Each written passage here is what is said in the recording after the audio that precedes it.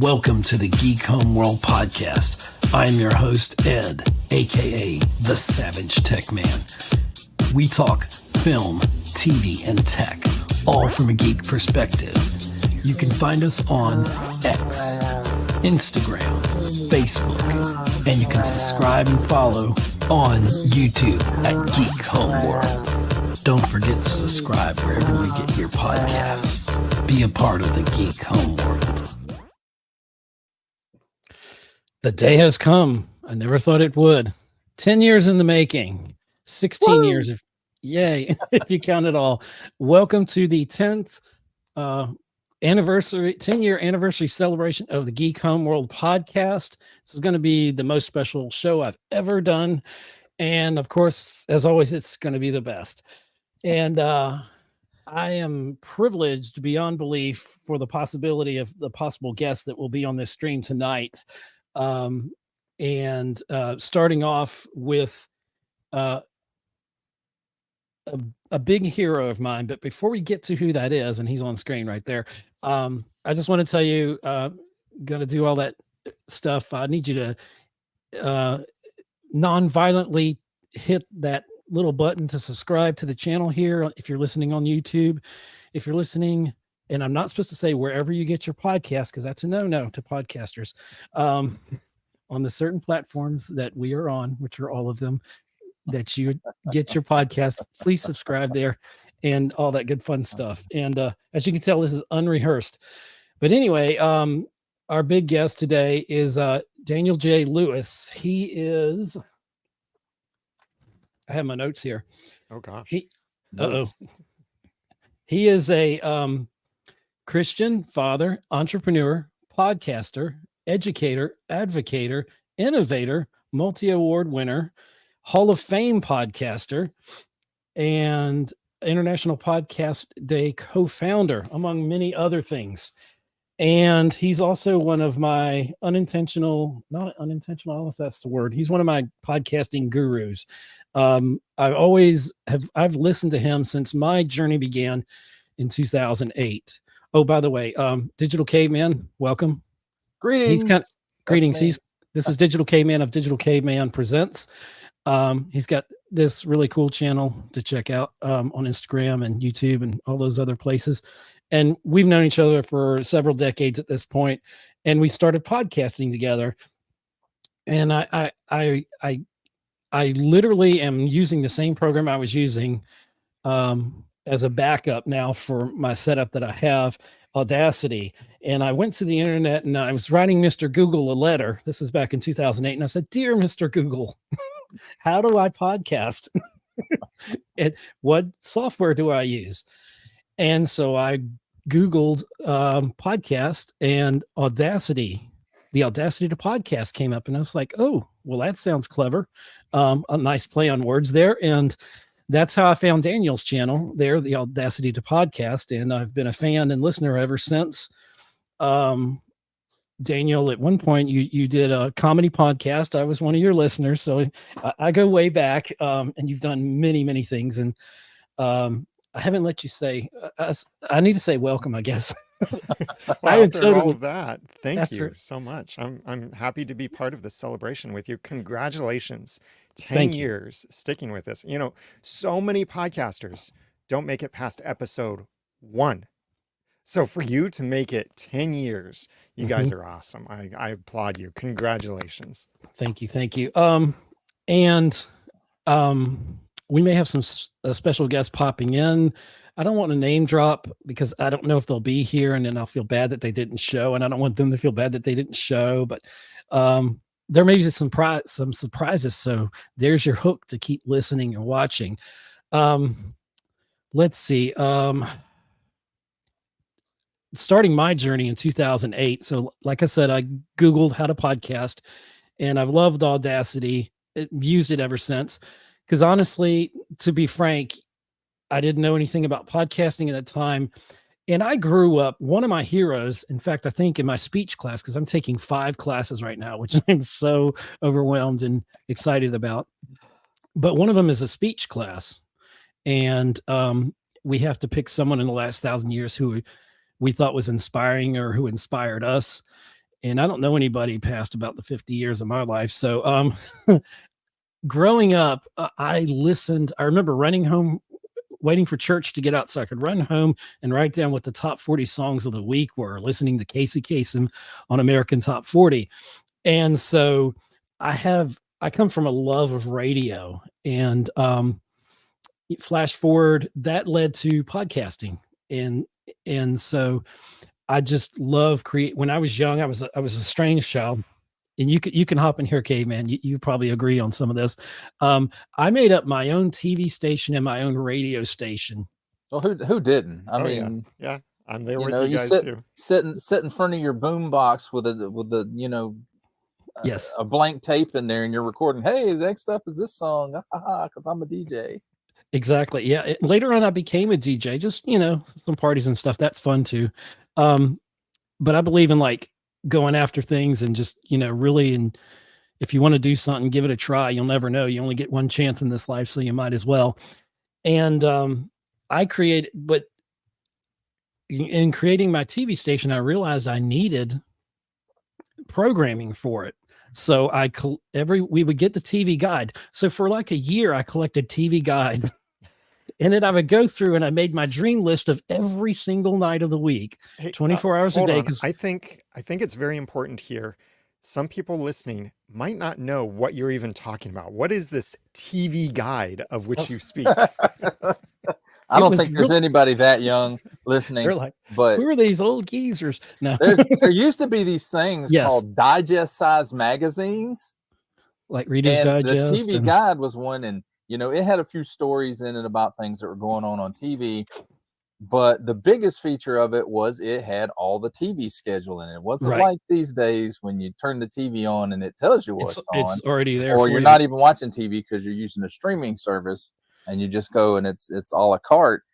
But, we actually had to wait for the programs we wanted to watch to be aired on TV. And the TV guide was true. What told us where to find what we wanted to watch. And later on, when I guess I thought we were wealthy, but we weren't. When we were able to somehow get HBO years later, that little HBO guide that would come in the mail, and then you'd see it, and you're like, "Oh my gosh, this month or next month, I'll get to watch the movie that came out a year ago in theaters." And it was exciting. So I guess I created my own TV station, my own radio station. I had two DJs, and they had similar names. I don't remember their names now.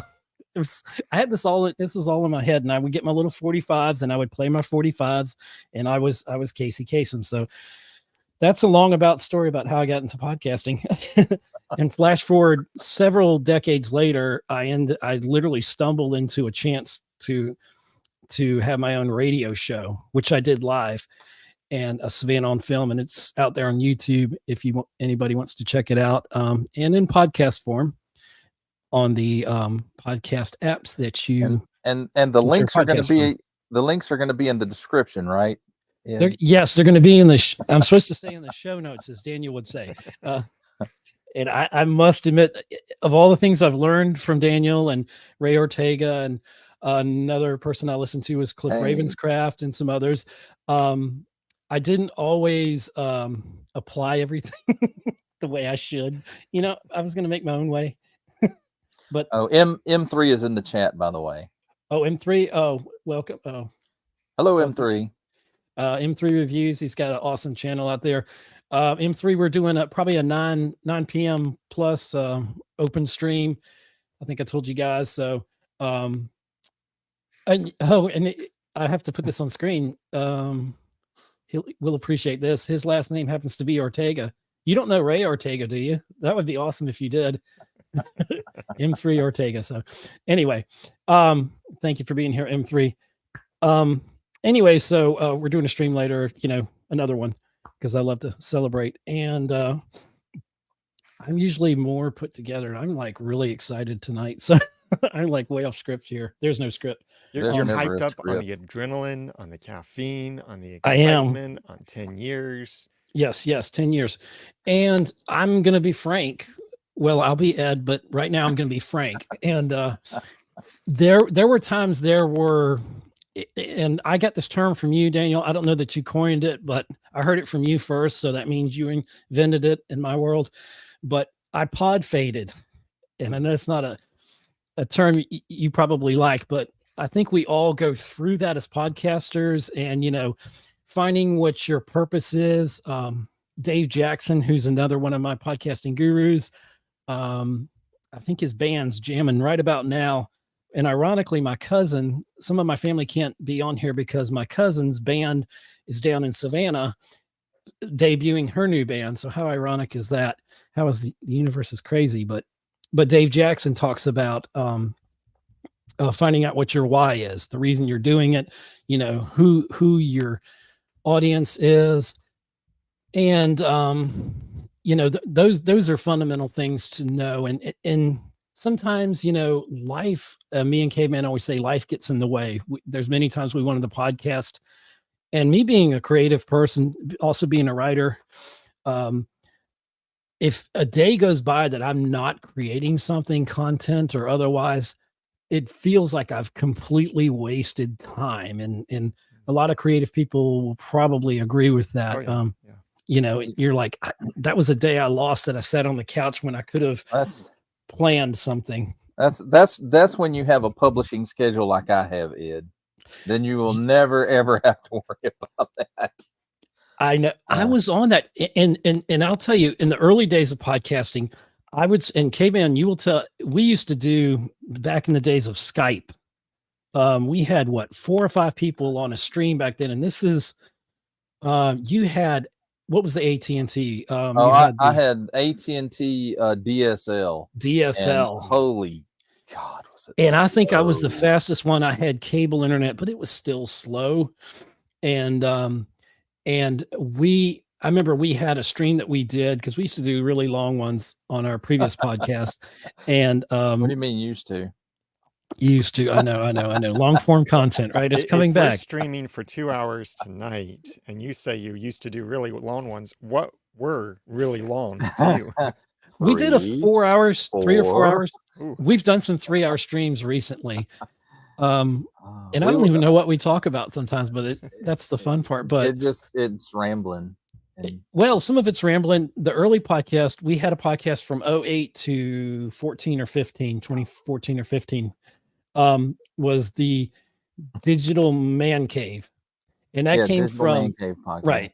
Cause I get your name cause it's so I will mixed sometimes up. When I'm doing hashtags and crap too, I'll sometimes still put that in.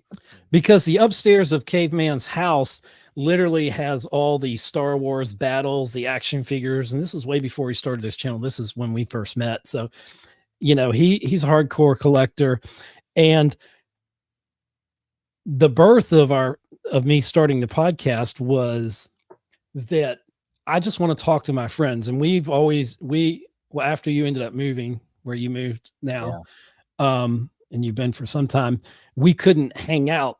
And this was before you could really get on an internet chat, or a video chat or anything like that. There was no Zoom. There was none of that going on.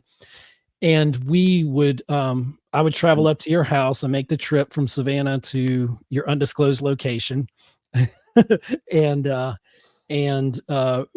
it was an excuse for us to get together and to talk. And so it was kind of an appointment thing. I would come up there, I'd bring all of my, I'm not going to try to pull equipment out. I'm not going to, because I got it all packed away. Yeah. Before I had the Roadcaster, it's that's a good one. So it is a comedy podcast. But before I got the Rodecaster Pro, which I'm in a relationship with for many years, and it's been a very happy relationship.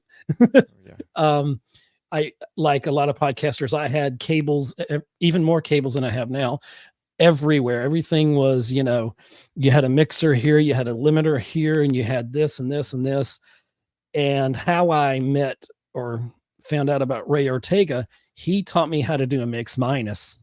And that was a video I played on loop for several years. So before Rode figured it out the old school way, Ray taught me how to do that. And Daniel helped as well. I'm sure he had some videos that I watched on that, and learning best practices. But the advent of the podcast that we first started in 2008, started because I just wanted to hang out with my friend and talk about Star Wars and whatever else we were talking about in Star 2008. Wars and movies and technology and The Dark Knight came out that year, right? 2008 was The Dark Knight. And do you remember when we used to try and come up with clever titles for every single episode? Every episode it was a play on words. It had to be a creative title. And none of those, if you put them in a search engine algorithm now, would it pick them up as being anything you'd want to watch? It wouldn't. There was such a play on words that it didn't get the keywords of the algorithm. That didn't exist back then. And so I've always liked clever titles. Well, I want to. Oh, go ahead, Daniel. There's definitely a place for that, especially among entertaining podcasts. And that's the thing, like having done a clean comedy podcast in the past, right, and studying podcast SEO and teaching podcast SEO, some podcasts just don't work all that well with SEO on a per episode level. On a top level, they can, but on the per episode level, you would be wasting your time many times to try to work hard on SEO with it. That's when sometimes you just have to have fun. And like you were saying, coming up with crazy titles, what I used to do with my clean comedy podcast is we would just say something at some point in the episode that sounded funny and is sometimes even funnier taken out of context. And that would become the title of the episode. Like there was one that mangoes ruined my love life was one episode, or a well-hydrated husband, or different things that would just come up as we would say it. And it'd just be something that kind of stuck in my mind of, oh, that would be a fun title. It sounds funny. And when people listen, they would actually get it. One of the great, sorry. I want to say, like, I think our very first Digital Man Cave podcast episode, or did I say that right? Digital Man? Yeah. Okay. Digital Man. Anyway, Cave. There we go again. You are the Digital Caveman. Yes. Two ends. I'm the Digital Caveman. So on, I want to say our first episode of that podcast was, I want to say it was something like episode 1, the podcast menace, or something like that. And I want to say like our first 6 episodes was a play on a Star Wars title, from, right? The original 6 corresponding episode. Nice. And that's carried over to Geek Homeworld, because literally September 7th, for whatever reason, ended up being when Digital Man Cave ended, and I didn't want to break the streak. I come from this song's been on the chart for X amount of weeks. It hit #1 for X amount of weeks, all that in my brain. I guess I'm Rain Man or something like that. But so I didn't want to break the streak. So one day, like today, I could say 10 years later or 16 years later to the day I started podcasting. So September 7th is somehow become a date that's moved with me throughout my life. A date to live in infamy. I guess. And talking and back to what Daniel said, probably one of the greatest gags is improperly muting parts of when somebody's saying something, just like putting the little bleep in there. And you could that could be a whole show just about that. And it can be hilariously funny. It makes everything sound dirty and inappropriate when it's not. But so yeah, my love for podcasting and doing this, and Caveman was and we had some other people that came in and out of the podcast, a few regulars and a few, transient people. That doesn't sound right. Transient. Yeah. Just transient people would just wander in and just, hey, what's going on? I got to give a shout out for those who are not watching this on YouTube, but are listening on their favorite podcast app. M3 Review says my longest stream was 11 hours and 55 minutes. Wow. Was there bathroom breaks? There had to be. My diabetes, Wilford Brimley would have come and hit me with the diabetes, which is an old joke, about how he said that before. People were making fun of that. Me and Caveman, we turned that into like a whole episode. And I think we laughed for like an hour and a half. It was just crazy fun. So, and we were much younger and not as wise, I guess, but, and worldly or whatever. But anyway, so yeah, I look at podcasting and like the idea of Geek Homeworld. It's been hard for me to niche it down. I got it down to film, TV, and tech.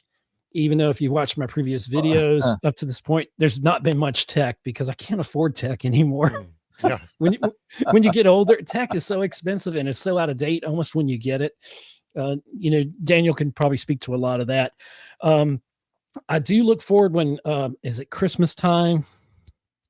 When Daniel's got his deals, and forgive me, I don't have all your stuff pulled up here. Like I said, I did. You usually have some good deals on like microphones and different things. Yeah, occasionally I look, even just on a daily basis, I check for, is there anything interesting on a good deal? Black Friday, Amazon Prime Day, all of that stuff. Lately, there's been a lot of junk on sale. Not as good of the deals. There have been a couple really nice deals, but some stuff though, like the ATR 2100X USB microphone that is so loved in podcasting, that used to be $100.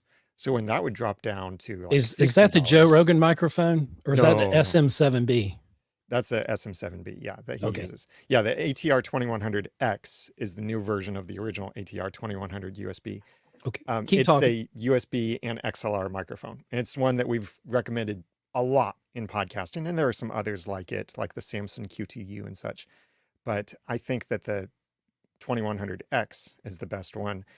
And when it would drop down even just $20 to $80, that was like a big sale. Now, surprisingly, that microphone has come down in price. So it is regularly priced, seemingly regularly priced now, for only like $50. Here's one of my first ones. Is that the Q2U? It is the Q2U USB. And recognize that gray. And everybody, yeah, exactly. And everybody recognizes the next one because if you're a true podcaster, you get like me, you get, and probably Daniel and some others, you get angry when it's used the wrong way. This is the Blue Yeti, and it's not blue, but this is what angers us when you point it this way. That is not the polar pattern. It's like this, and you can adjust the polar patterns on the back.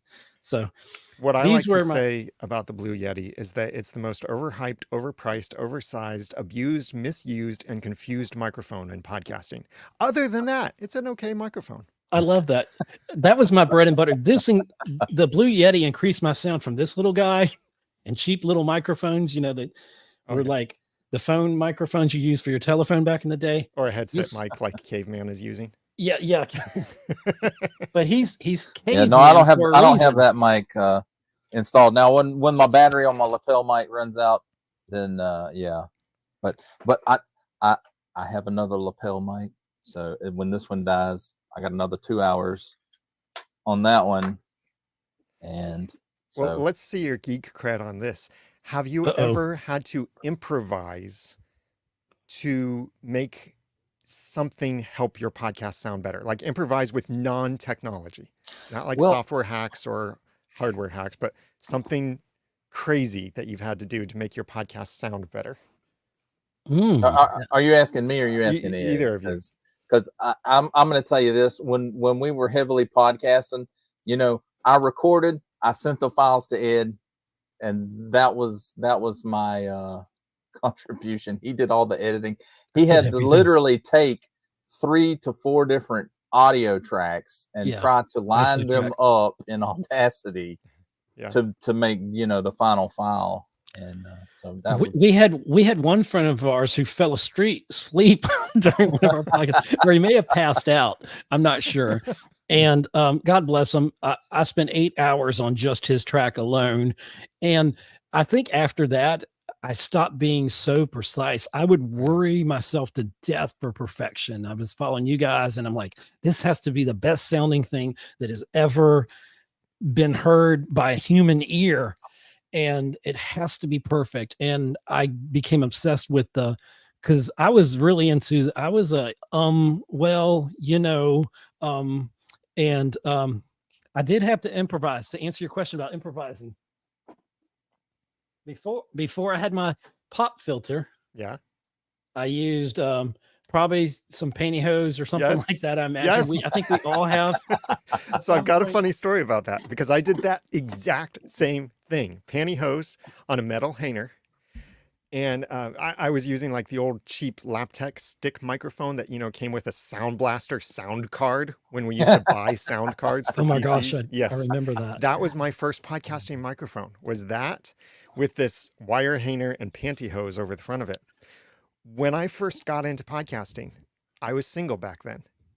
Where was I going to find pantyhose? There was no way I was going to go into a store to buy pantyhose because that would be awkward, right? That would be extremely awkward. These days, not so much, but. So instead, I did something that would not be so awkward. I asked my female coworkers if they had any pantyhose they didn't need anymore. Yeah, that was much less awkward. Trust me, I've worked in HR, and that would get you a trip straight to HR's office. You cannot ask your coworkers. Pardon me, do you have any used pantyhose that possibly have runs or something in that you're not going to use anymore and just throw away? Yes, I would like those, please. Yes, I would, and I'll run you straight to HR and then out the door.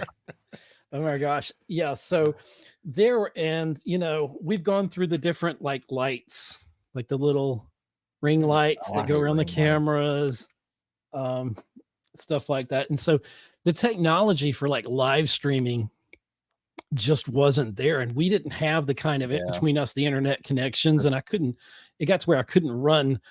I don't know how far you live from me, more than 50 miles. It was about an hour, 60 miles. 60 miles. So maybe a little bit better than that. Depending on how fast you can get away with driving on back country roads in Georgia, you could be there in a few hours, or I don't know. Or if you followed the GPS that you had at the time, you might never get there because it's got you off chasing rainbows. He literally left my house one time and he was like, "Hey, look where I'm at. I don't know where I'm at, but my GPS took me to this rainbow." Dude, there was some place, it was like through farmland, and it was this beautiful farmland. It just went out like this. It was gorgeous.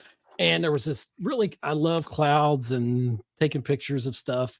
And there was this gorgeous rainbow. And I'm like, the good Lord didn't put that there for me to just drive by and just keep going. I think he wanted me to stop. And I had like one of my favorite songs on the radio. It's probably my boombox radio, where you take off, you have the boombox in the back seat, and then you take one speaker off and you bring the other speaker over here. So you're in stereo while you're driving. And, I think it was probably a good Don Henley song, probably The End of the Innocence, if I remember. And I pulled over, and ever since then, I've been a rainbow chaser, and that's fine. I've got no problem with that. That has been a constant running joke between us. Yeah. But I'm proud of that. Sounds like it means something completely different today. What's it doing? Totally he's off chasing rainbows somewhere. I was doing it when it wasn't popular. So, oh Lord. So anyway, but yeah, so part of it, was the going up there, and it's just like we would always go to movies, or we did for a while, but I had another friend at the time, and we would go to movies like every day if we could. Constantly. Constantly. We're going all the time. All the time. I mean, there wasn't a film I probably didn't see during that time frame. And so I just wanted somebody to talk with, and Caveman will tell you we're in our I'm in my mid 50s, and I'm almost to my you're almost to 50s. You're almost to your early 50s. Go back. Nothing to see here. Go back. Enjoy that time. Trust me. And Daniel, he's timeless, so he doesn't worry about age. But I remember now. I've forgot what I was going to say. That's okay. It'll come back to you in about 20 minutes. I know. What was I talking about? I get ahead of myself, but I don't know. So I just love that you're talking about chasing rainbows. See, I'm not thinking of rainbows now. So anyway, I was chasing rainbows up to your house, but so it was just an excuse. I liked talking about movies all the time. I've always said this throughout my life. I could live in a cinema, which, as badly as they're upkept, is probably not a good, healthy thing to do. And you can't afford it, God knows. But I do still like cinema. I like the theater experience, and I love just, giving 2 hours of my life away to a vision of something that hopefully I hadn't seen before, and being transported. And for me, the radio growing up was like that. Listening to Casey Kasem, listening to, the radio. I'm not going to pull them out, but I still have some American Top 40 albums that I won off the radio and I did it old school before there was touch tone and all that, when it was a rotary dial. And then when we got redial, that changed the game. So I've been a bit of a collector too. So I love radio and I love that. And so my love for that, the best way to describe me is in Charlie Brown Peanuts cartoon, they have that pig pen. It's got that cloud of smoke around him, and he walks around. Yeah. My wife says, smoke, dude. Yeah, my wife literally says that I have a cloud of smoke around me, but it's noise, basically. So I'm basically like, I cannot disagree with that. Yeah, obviously. So so that's part of like where I've been and what brought me this far. And sometimes, I'm doing podcasts and I'm I got caught up in the algorithm chase and I've got to have so many subscribers. And, I hate that. For me, it was like when I wrote a poem, and if I liked it, then it's good enough. I created something out of nothing. That's good enough. If I created a podcast episode and I did my best, then that should be reward enough. And if people like what I did, that's even more reward. And if that, from that point, becomes something that eventually is monetized, that makes me a living, that's just more icing on the cake. And, so do I do it for fun? I'd love to do it as a business, but it hasn't, that's not been in the cards yet. And just, I've got my hands in a lot of other things, a lot of, what are the things you put on the stove? Got a lot of irons in the oven. That's what I like to say is I like to mix metaphors often. And so one of my favorites is, as an entrepreneur, I have my hands in many fires. I was going to say that. That's hilarious. I like that. That made me think of Superman too. Oh yeah. When they were in the hotel at Niagara Falls and, he goes to grab his glasses out of the fire. He's like, "Oh, Lois." Oh gosh, I love that. Oh, here's an embarrassing honeymoon story. My wife will have no problems with this. It's not the actual. Well, we were on the hunt anyway. Calm down, Ed. Okay, so I can't swim. I was born on the coast, but I still can't swim. I tried to swim, but I do a great impression of a drowning victim. I really do, and quite convincingly. So we were somewhere at Gatlinburg, I guess it was, Tennessee, because that's where you go when you're married. You have to go to Gatlinburg. I think it's required. I think there's a law. No, I don't believe that's the case. I didn't go there. Oh, it's beautiful. I love it. And around near Helen, Georgia, that whole area is awesome too. Really beautiful. I've been up there.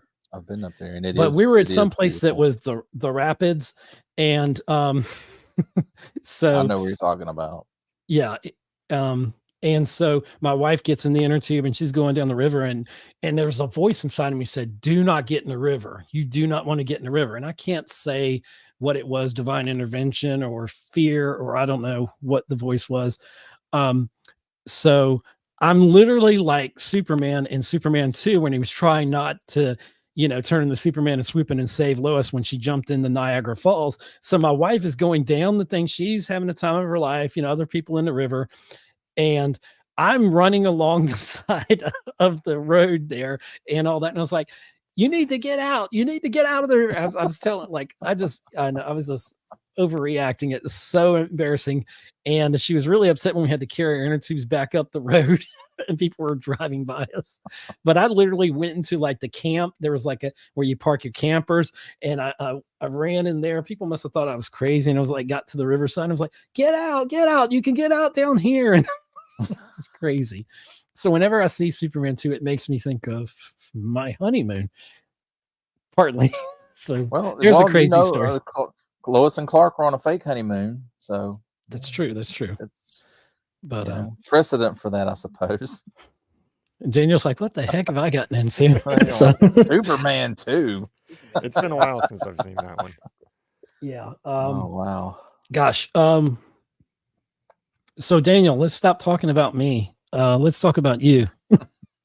I was having because fun. you're the guest. That's always fun to have the guest talk about themselves. What is the hottest thing in podcasting right now? And I know where I'm going with this.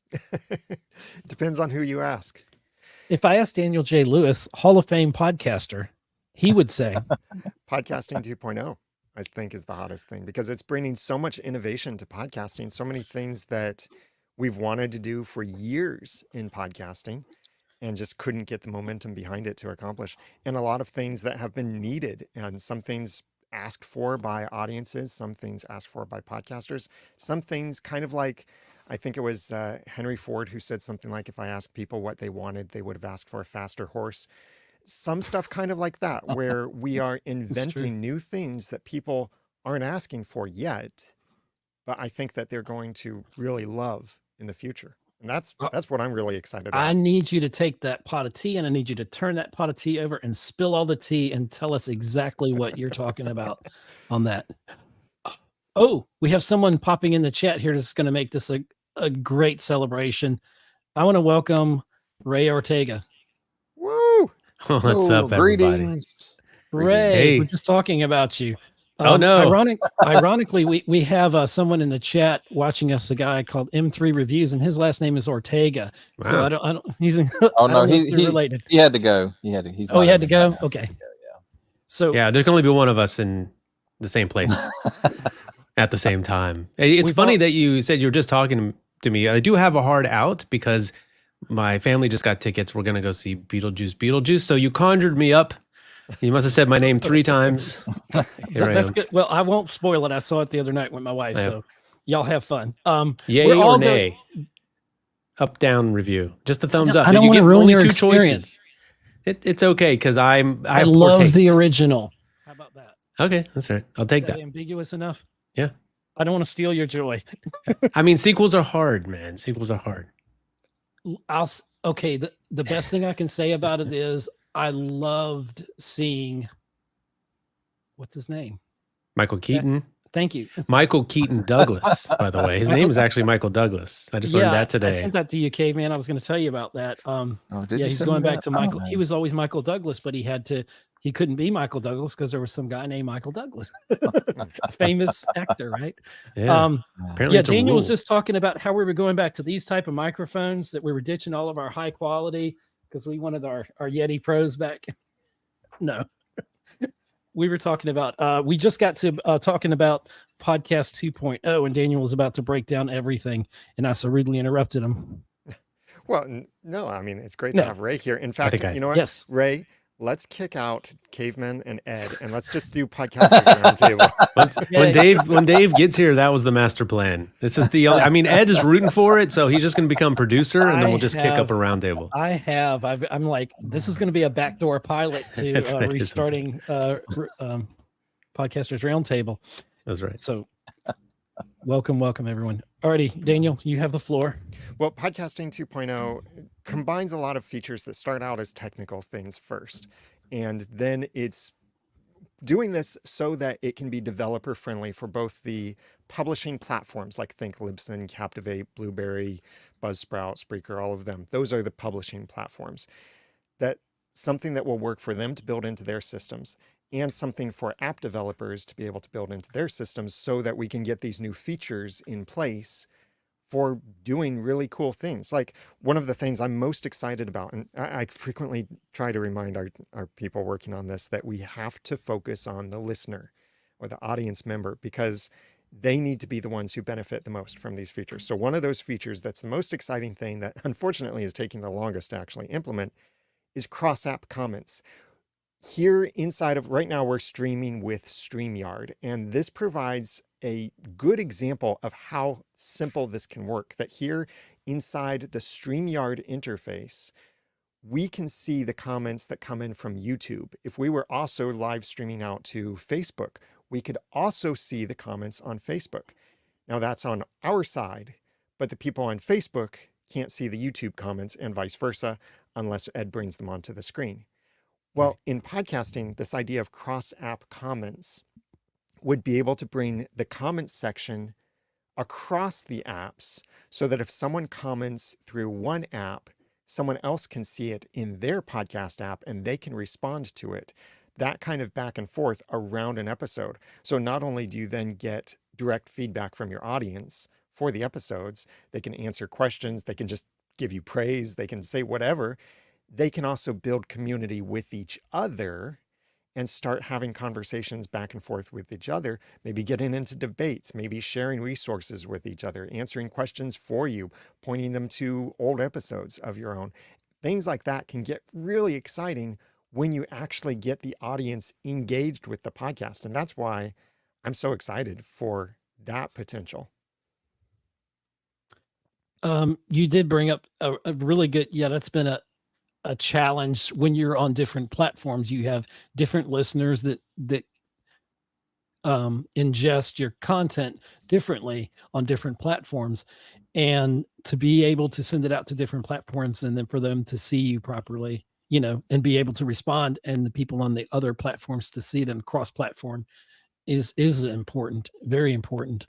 And something I want to throw something here to Ray that he'll catch up on in a moment when I'm leading up to is think about, even though so much stuff starts with the technology first and gets really geeky first when it first comes out, think about what tools enable you to do, what kinds of shows can be made when the tools exist to do these new kinds of things.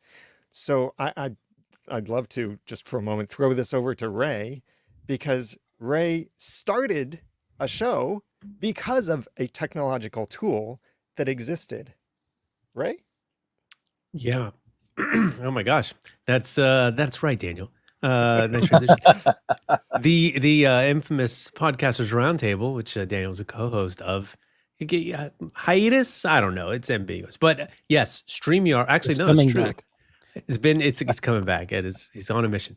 I was going to say StreamYard, but it's just because we've been on StreamYard for so long. But StreamYard was the pivot we did from Google Hangouts on Air, which was just, they launched that. And before we were, I was doing a podcast audio only. I had a video podcast before that. And if you wanted to link up with someone on video, that was like Skype and recording Skype. If you remember back in the days, Twit, and he had the, what was it called? I'm blanking on the Skypeosaurus, right? It was not a thing you just did. And then Google comes out and they're like, here's an easy way to meet online via video. And I said, you know what? I have a show for that, or I want to try that. And so gathered some friends, started a little show about podcasting. And, fortunately when, look at me, that's me at the table on Twit. That's amazing. Is that a printout? Yeah, That's incredible. I'm still printing the internet. Sorry. That's amazing. I should print one of those for myself. That's why printouts are, pictures that you can touch are so important, because other digital pictures they just go away, right? Some dustbin and printed pictures. Anyways, yes, Daniel, thank you. I started because of the tech. I started that show, and it was a what I call successful show because I met so many amazing people, including Ed. And everyone else that tuned in. So, yeah. Fantastic. Yeah. And Ed tried many years ago. He was like, we need to do our show on YouTube. And I was like, nobody wants to see my ugly face. I know. So I said, we'll just be audio podcasters, and there's nothing wrong with that. But then now everybody is on, and you see where this is going. There's such thing as a podcast that has an RSS feed. And then there's YouTubers that everyone has a podcast, only available on YouTube though. And go. I thought you said we weren't going to get political. let's Dave, RSS is political. It could be. Ed and I had a conversation the other day, and I was just trying to, get under his skin a little bit. And I was like, when podcasters say, oh, be a podcaster, and if you're a YouTuber, say you're a YouTuber, and I said, well, that just sounds kind of elitist when you say stuff like that, and so we had a little a conversation about that, and he was trying, oh, well, podcast has to have all this, and YouTube doesn't have it. And I was like, yeah, whatever. I said, if it's audio, it's audio. Dave Jackson would say, if you're a YouTuber, be proud that you're a YouTuber. It's like, if you're a podcaster, you got to have that RSS feed. And I know YouTube's trying to force us into YouTube music. I'm not buying it. And so, you're a podcaster now. Here, put podcast on your YouTube videos. And is it just semantics? Is it just a sign of the times? Are we going from, get off my lawn kids to, what the new kids are doing? Am I wrong? I don't know. It's important. It's an important distinction for a producer, someone who makes content online, because and so for the audience, it's not, right? Because it's a show for the audience. They just want to get it where they want to get it. But if you are making content and putting it into a podcast, right, then you can put yourself into Apple Podcasts, right? Spotify, all those things. If you say, I'm going to start a podcast, you do it on YouTube, you can't take that and just put it into those places, Apple Podcasts. So as a producer, you're missing an entire giant audience, right? I'm pretty sure you don't want that as a producer. You want people, you're making a show so people will consume it.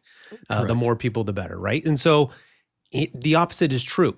If you are a podcaster who exists on Apple Podcasts, and maybe that's the only place you exist, you're not on Spotify, but beyond that, if you're not on YouTube, we hear it all the time, the number 2 search engine in the world, you're missing out on a lot of audience. So I think it's an important distinction for someone who is behind the scenes. For someone consuming it, doesn't matter. Good point. Daniel? He explained it a lot better than you did, Ed. I did not explain it well. What are your thoughts, Daniel? The big bucks. That's right. That's why we make so much money. That's why he's a sound engineer influencer, as I put down there in the bottom. Oh my gosh. Hey, that's a new one. Sound engineer influencer. I like that one. That's right. I think there are aspects of it that's semantics. There are aspects, though, where it is important, I think, to have these distinctions. I hate the phrase, wherever you get your podcasts. Please don't say that phrase. What I think is a much better phrase is in your favorite podcast app. I think that's so much more personal. And or go to my webpage, which is bleep, bleep, bleep, bleep. Yeah. That's the main thing is I tell people, have a website, make getting your podcast as easy as visit website, press play. It needs to be that simple. And that's part of, I know I've heard you guys talk at some point about controlling your RSS feed or owning it to an extent. And I know sometimes I think with Spotify, there was an issue whether you really owned your RSS feed. Am I correct in that conversation, or what are your thoughts? I mean, you definitely want to be in control of your RSS feed, correct? In control of, yes. I think ownership in the internet world, there's actually no way to 100% own something. There's even no way to 100% control something. Even if everything is powered through your own domain, what if the domain registrar has a problem with you and they kick you out? Well, then you have no more domain and everything breaks. You could think, well, I could use my IP address. Well, that's depending on there not being firewalls blocking your IP address and stuff like that. So the idea of 100% total ownership and control is not possible. But having control, even if it's an RSS feed that lives on a different domain, like from your podcast hosting provider or whatever, being able to control what goes in that and maybe someday redirecting that to something else if you decide to use publishing tools, that's the kind of control that I talk about. And when we're talking about RSS feeds, that is the technology that makes podcasting possible. And podcasting as a word is really more a description, a label of a particular distribution method. So a podcast is not a type of show. There is kind of this emerging weird, loose definition that some people, like the people who say they listen to podcasts on YouTube, those people will watch something on YouTube, and to them, the difference of what a podcast is based on kind of weird things. Like, do they see you talking into a microphone, wearing headphones, and a couple people sitting around doing that, then that is a podcast. That's what they think a podcast is. Some people think that is what defines a podcast, which that isn't. I mean, that's how radio shows are recorded. That's how some TV shows are recorded. Lots of things are recorded that way. So podcasting is not a description of a format. It is, at its technical form, it's a particular distribution method of a show. So we all have shows, and we host those shows, and we present those shows in different ways and use different technologies. Some people have audio only shows. Some people have video only shows. Some people have video and audio shows. And that's what I wish we would really think about more, is just, we have a show. Let's just say that. I have a show. You can watch it on YouTube or get it in a podcast app. I think it is nice to also say I have a podcast, but now because there's so much confusion about what a podcast is and wherever you get your podcast, that whole nonsense, some people just don't quite know. What I like about saying a podcast and in your favorite podcast app is it communicates subtly to people, you need a podcast app to get my show, because my show is a podcast. So therefore you need a podcast app to get my podcast. But you could just be a broad show where you tell people you can get it almost anywhere or at my website, anything like that. I'm firm set though on everything on YouTube is not a podcast. Where it does start to get blurry is when the exact same content is published in multiple places. What is it? It's a show. It's not a podcast only. And now I've done the same thing where I have it automatically. And I thought about this different ways of doing it. And I know you've called it kind of cheating, where you just send your video podcast straight to YouTube and it's a static image. I know that's a pet peeve. And I agree with you to an extent there, but I found myself sometimes I'll watch YouTube while I'm doing something, or sometimes I'll sit down and watch YouTube videos and all that. Sometimes for hours, depending on the content. But then there's sometimes I'm doing chores or I'm running around somewhere and I don't want to go to my podcast app per se, like something is just on YouTube. And so I'm listening to it. So I'm not watching it, but I'm listening. So I know it's kind of cheating the system because I don't really call it a true podcast. I try to label mine now as here's the audio podcast, audio only version versus what they'd regularly get on YouTube, which has a video component. And in line with that, it's some of my classmates, they're in their early 20s.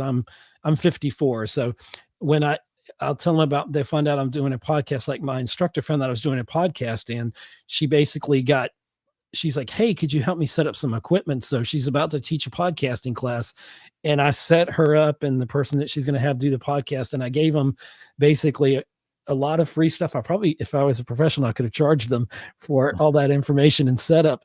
And I didn't mind though. And but when I tell, I've got my business cards, I'll say, hey, or if you like such and such, if we strike up a conversation, and I'll mention that I'm, and I've been in the film industry as a production sound mixer and other things. And then that'll lead to me talking about my radio show, which will lead to me talking about podcasting. Because anytime I can talk about podcasting or Star Wars, I'm there. And so when I talk to some of the 20-something-year-old classmates, their first words are, well, what's your YouTube channel? Where's it at on YouTube? Because they're grown up in this, and I don't know if it's a generational thing, because that they consume, this is a generation coming up almost completely. When we get into Gen Alpha, they're completely raised on the internet. I guess Gen Z is, I don't know where the generations begin and end, what year, but it's a different way of looking at what a podcast is. And I basically agree with everything you say there, Daniel, on that. And, but part of what makes this difficult too is the way that YouTube is handling this. And I would even say the way that people have handled YouTube. So what you've talked about is what I call fake video. When you're uploading, I know you said audio, or you said video podcast earlier, but I know you meant audio podcast, uploading it with a static image. I call that fake video because it's not something you actually watch. It is only the audio, but it's converted into a video file in order for it to live on YouTube. Right. That is a way that people have used YouTube, and I haven't liked that. And there are many reasons for that, some data behind that just shows that does not perform well on YouTube. Well, it's almost like the point, if you thought of it as a TV show, if I had a TV show, if I had a radio show and I put it on TV and just had my logo there, you want to see something moving. You want to see some interaction. You don't want to just see my logo for an hour or 30 minutes. Yeah. And so people generally go to YouTube expecting to watch something. However, there is also a generation of people creating content on YouTube where they often show something, but sometimes they don't have anything to show. So they play generic video. An example of that is video game people on YouTube. There are some video game series that I've been a big fan of in the past, and I'll follow some of their channels. And in their normal videos, they will show video of something they're talking about in the game. Like, hey, here's how this gun performs, or here's how to build your character out, or here's this new feature compared to how it worked before. That kind of stuff, definitely visual content. But then they have other content they want to share that has no visual component with it. Maybe it's rumors that they're talking about. Well, what do you show on the screen for a rumor that someone said to you? You don't really have anything. So what they often do is they just have B-roll footage of them playing the game that's in the background while they're talking. And so I understand that. That's the kind of stuff that when I see that, I get annoyed, because I, as a viewer, wonder, are you going to show something, or can I just let this play in the background and only listen? I don't really know what to do with this. That's been part of this evolution into now we have, now I say kind of with air quotes around it, Google launched YouTube podcasts. I should put launched in air quotes too. Right. Because what they did is the laziest thing I've ever seen such a big company do. They basically did nothing and called it YouTube podcasts.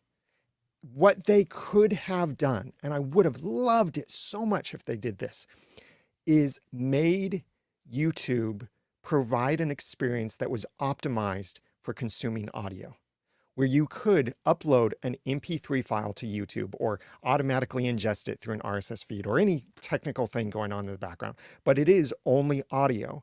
And then the YouTube interface would change. So instead of seeing a 16:9 framed video that's just a static image, you could see an audio only player, and it would be very obvious this is an audio only experience. And there would be things around that that still enhance the engagement of it. That's what I would have loved to see YouTube do. And that could have made things so much easier for podcasters or anyone promoting content on YouTube that is audio only, like those video game streamers. If they have content that is only audio, they could upload it as only audio. Yeah, mixing content, but if it's about your favorite game, do you really care if you're seeing or not seeing pointless video? They missed an opportunity there, and maybe they'll still do that again in the future. I'd love to see them do that. But they are contributing to this confusion because of this kind of experience that they've just not optimized. Cool. Well, yeah, he explained it much better than you did too, Ed. I was all over the place, and I'm sure I went off on several tangents that I'm still not back from. Now, Daniel, I know you said you had to pop off in a little bit, so if any point you need to pop off, feel free to just leave, and I won't be offended if you're coming back. But can you tell everybody, Ray and Daniel, can you real quick just promote the heck out of yourselves, starting now? Where can people find you? Well, I'll pop out for a few minutes in just a moment, so I'll go first.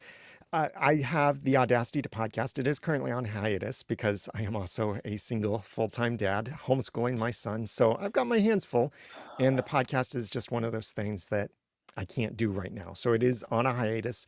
I'll get episodes out when I can, but you can still listen to plenty of episodes over at the audacity2podcast.com.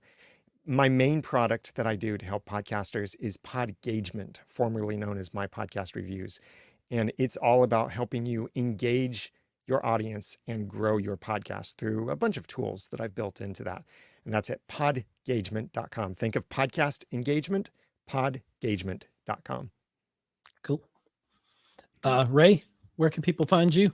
And when they go and find you, what will they find? Daniel, if you jump off, good to see you. Haven't seen you in a while. And maybe that roundtable will come back. So not Podcasters Roundtable.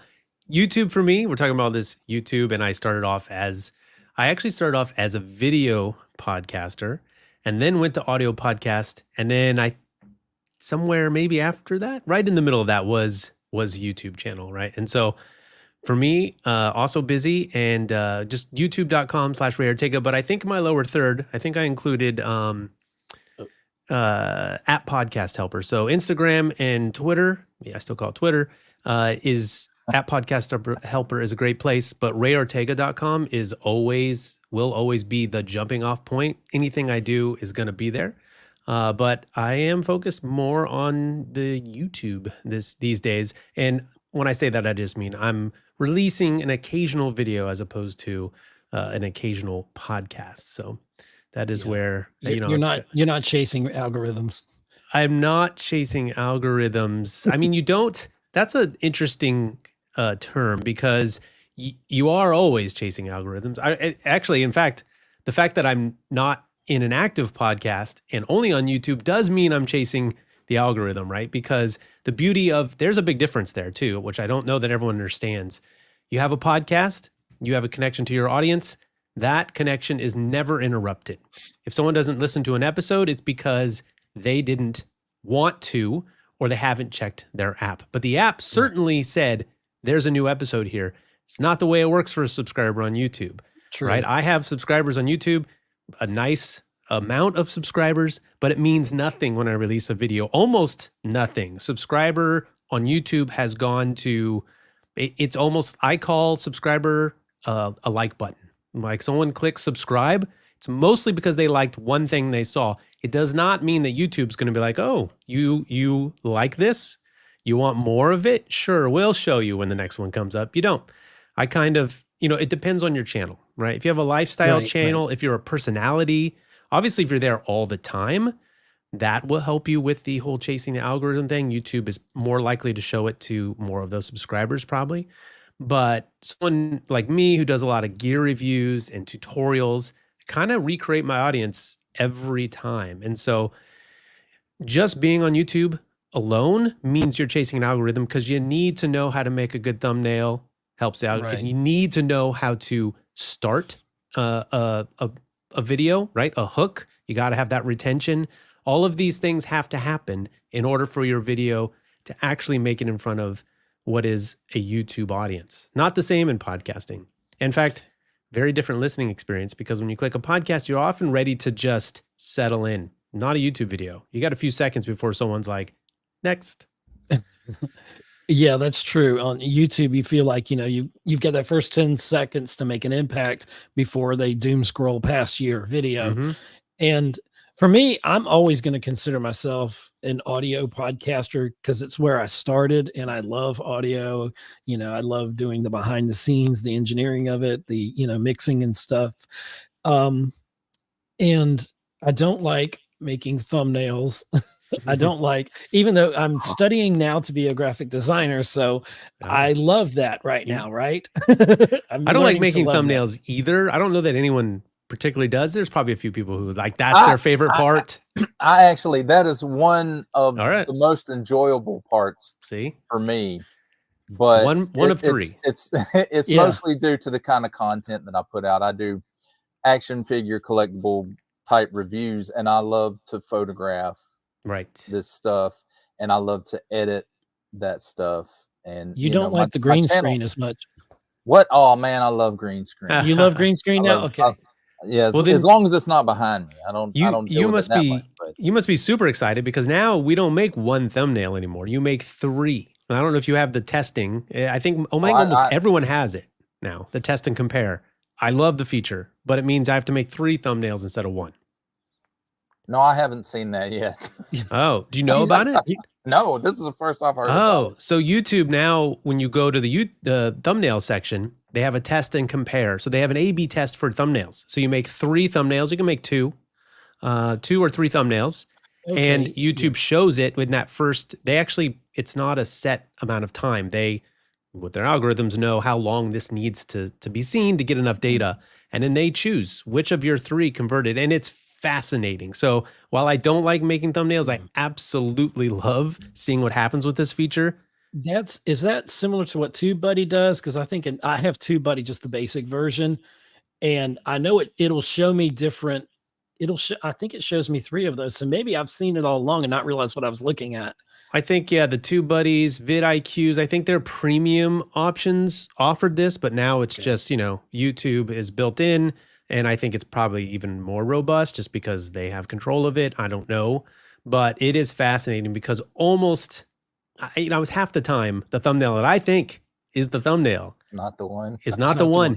And it's fascinating because to watch the science of it, because it's not just, because it doesn't matter. It used to be with YouTube, do people click, right? That was it. Right. Now it's they have to click and retain. And so you'll see that like people are clicking this thumbnail more, but when they watch after clicking that thumbnail, they're falling off more than the people who click the other one, and they're staying. So that's the thumbnail that typically wins.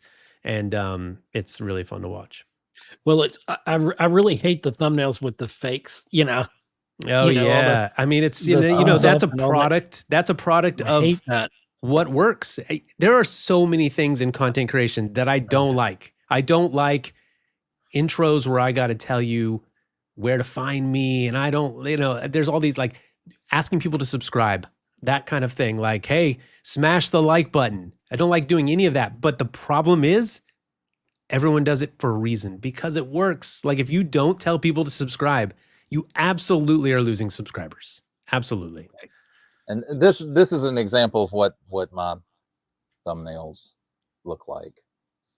So the figure's on a green screen. Is that what you're talking about? The figure is the only actual physical thing yes. that's in that photo. So the beauty is here is like you would make 2 more versions of this, right? One would have maybe just He-Man. One would take out or maybe no text, right? Or one would be like you holding He-Man, like whatever you can come up with. Just 3 variants of the same thing.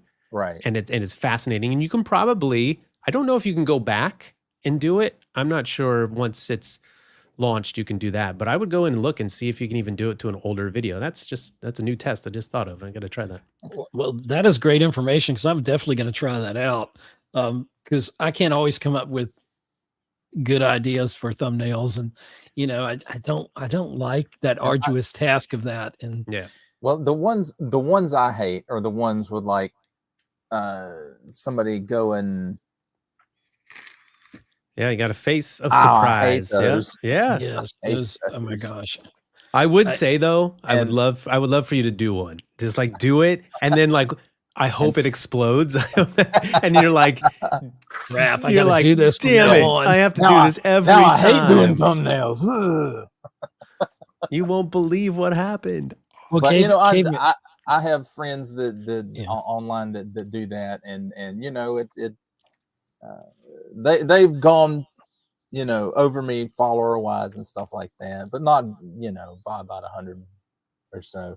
And not that I have, a ton of followers. I'm only at 750 something. So yeah, you worked very hard to get those followers though. Yes, he puts out 800 the video plus episodes. Yeah, we just had his 800th episode. That's amazing. Live stream.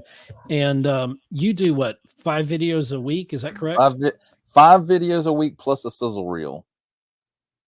Yeah. So his Jedi powers have far exceeded mine. Just to bring you up to speed, Ray, we were talking earlier. Me and Caveman met back in 2008, and somewhere along we started. No, we met in 1999. Excuse me, but in 2008, I'm getting old. The decades are just flying by. They are. In 2008, we started podcasting together, and that's when you taught me how to do my mix minus. Yeah, wait. Yeah, your video was how I learned. Who did, Caveman or my video? Oh, no, you did. You did. I didn't Ray, anything. Your video was one of my favorite videos. My favorite thing about that video is I I mean, like I said, podcasting and YouTube around the same time, but I would go to podcasting conferences.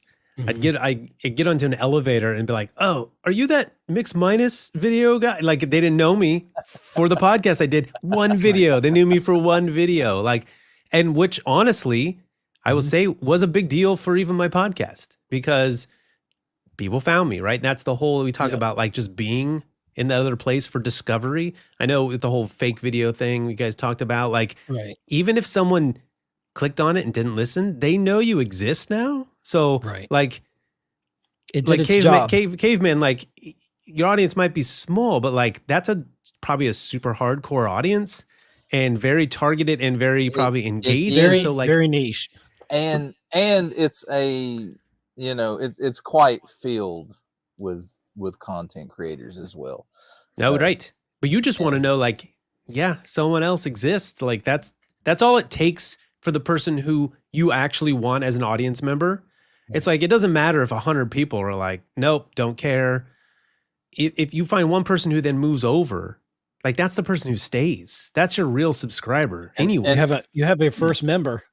Yeah, I for 2 months now, a little over 2 months, I have my one channel member, MC DJ ACDC. Shout out to him. Nice. He's probably not watching, but that's awesome. Yeah, but and you guys might have said on your various podcasts, you know, it's better to have 10 rabid followers than 100 subscribers, you know, because those 10 people can't wait for your next content to be released. And they'll even let you know, like, when's your next video coming out? Or, you know, Caveman probably knows that, the feedback you get. And so they know when my stuff is they know, that's good. Monday through Friday at midnight. It's dropping. And it's the ironic thing is, as long as I've been podcasting 16 years as of today, I'm the one that got Caveman into it. And there was some time ago I said, we need to get on YouTube. We need to get into this new YouTube thing, man. That's where it's at. And he's like, nobody wants to look at our ugly mugs. And you know, it was back in the days when we used Skype, and then he would send his audio file over to me, and then I had somebody else and they'd send theirs in, and then I had to put all that together. And so, like I said, his Jedi powers have doubled since we last met. He's leapfrogged over me in that way. That's amazing. Like, just for learning, like back in the day, my biggest message, if I gave a talk, was that like, you are, by just having a hobby, you are creating monetizable skills if you want it. Like, I got a job doing this, which was a dream job, which I didn't even realize at the time that what I was really doing was teaching myself very monetizable skills, right? And so nowadays, charge the company for your training. Yeah, no kidding. I'm gonna back. You were training yourself. You were working off the clock. That's right. So like, that's incredible, right? Like that you are learning so much. But like I said, with the Roundtable, the only reason you can find it on YouTube, the only reason it's a video is because the technology made it so easy. And in fact, like with AI these days, like technology is making a lot of other production things very easy. Like for a podcaster who isn't on YouTube, you could do StreamYard. Like, yeah, or most people want to see the talking head? No, but some do. And so also the discovery part. But on top of that, like you can drop now a YouTube link into like a Opus clip type thing, which I do at work all the time. And it spits out these pieces, right? These little these little vignettes, I'm using old people words. I don't know. Shorts. Like you make it shorts, right? Reels, but reels. Like reels. Shorts I love shorts. And so it's funny, the number of podcasts that I actually now consume that I will never subscribe to, whether they're their channel, not their podcast, their real podcast, because they break it up into the most interesting parts. And I'll just consume it in shorts. And if, you keep consuming it, it'll keep showing it to you. So that it's a fascinating new world for podcasts and video, YouTube as a whole. I love both platforms. I absolutely love both platforms. Well, go ahead, Caveman. I was gonna say, even with the video, the technology, it's so easy to use now. Unless you're using what was that you were using, Ed, for class? Which program? Your video and photograph editing. I'm doing the Adobe products. I get see, he's using Adobe stuff, and yeah, we have to at school, and it's great. And you know? I've looked at it, like and I'm Premiere like, that Pro is super not user friendly. Yeah, no. I'm like, it is very, very technical. So I'm using Corel stuff, and it's it's super easy to use, and it's easy to edit pictures, it's easy to edit video. That's one of the main reasons that I started chroma keying my video reviews is because it was so easy to do it, and I have templates now that I've made in that program where I just drop the video in there, and I might have to adjust some of the color stuff a little bit to make it as make green screen go away as much as possible. But so it's just like you said, the technology is what's really driving. Right. And speaking of technology, and my interface that works so beautifully when we were setting this up today, my Rodecaster Pro, it's the Gen 1. Same. That thing right there saved my life, because I had a radio show, Savannah on Film, and it was a live radio show, but then the pandemic hit, and I was doing it for several years, and then the pandemic happened. And then so I was able to take all the jingles and upload remotely and do my show. And I had Zoom at the time, because that was like the thing everybody was using, and it worked well for me. And I could do my entire radio show from my studio at my house during the pandemic. And you couldn't do that 5 years before that, or 3 years probably, until you had something like Rode. And no one sponsors this podcast, but if someone did, I wish it were Rode, because I love their products. And I mean, you guys have reviewed a lot of their products and microphones and such, and they listen. I like that they listen to their community, from the multi-track recording to just so many different things that this little machine can do, that I had limiters and cables and just everything, equipment everywhere. And I still have that, because I can't throw it away. You just can't let it go. You never know. Yeah, there's boxes of stuff you can't see off camera. Oh yeah, here. I've probably got like 20-year-old cords hanging around. Yeah, you're not a real man if you don't have at least a couple boxes of useless cords that one day might be useful. Need. Yes, cables and planks of wood. It's just everywhere. Yes, that's right. From the outside of that you some nice boxes. Some nice boxes I don't want to throw away either. Hey, you never know when you're going to get that call that you got to build an ark. Don't forget styrofoam. I keep styrofoam around. That one's tough. I keep telling myself that I'm going to start building, action figure dioramas. I've got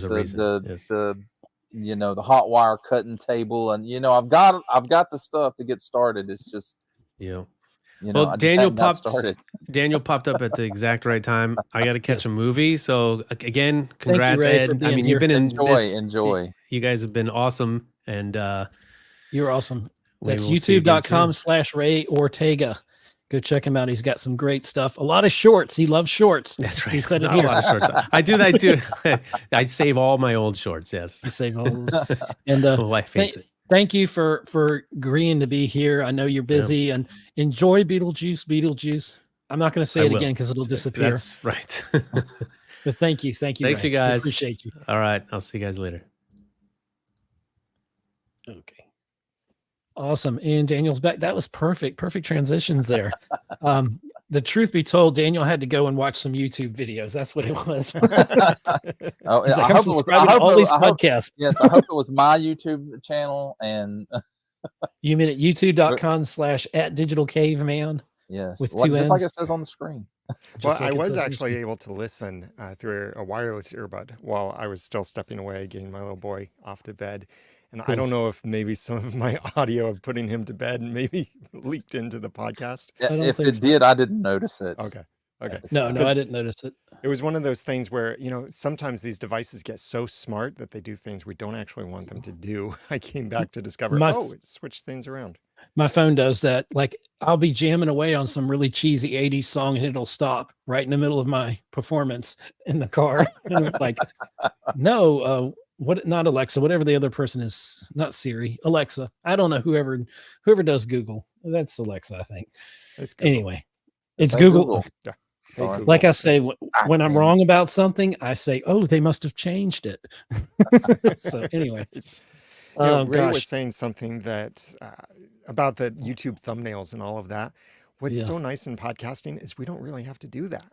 Amen. And there is, though, an aside that's kind of disappointing to that too, because in podcasting, we can't do split testing really, or A/B testing very effectively.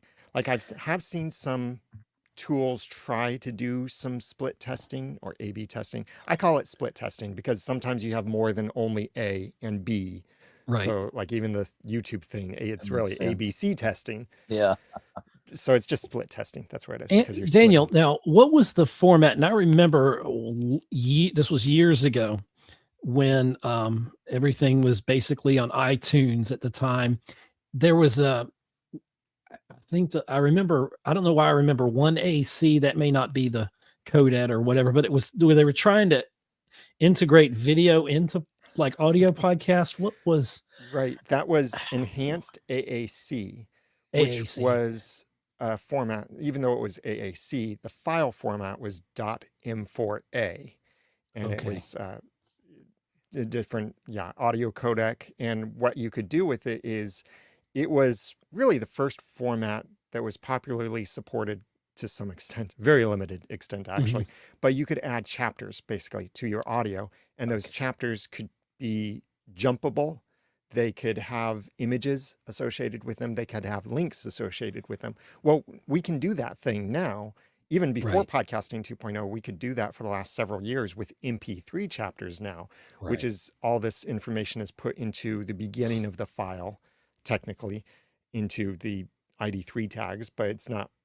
It's a technical thing that puts. Did they really read those tags? Did they really matter as much in 2024 as they used to? The actual content of the text fields don't really matter. The only one that matters of the ID3 tags is the image.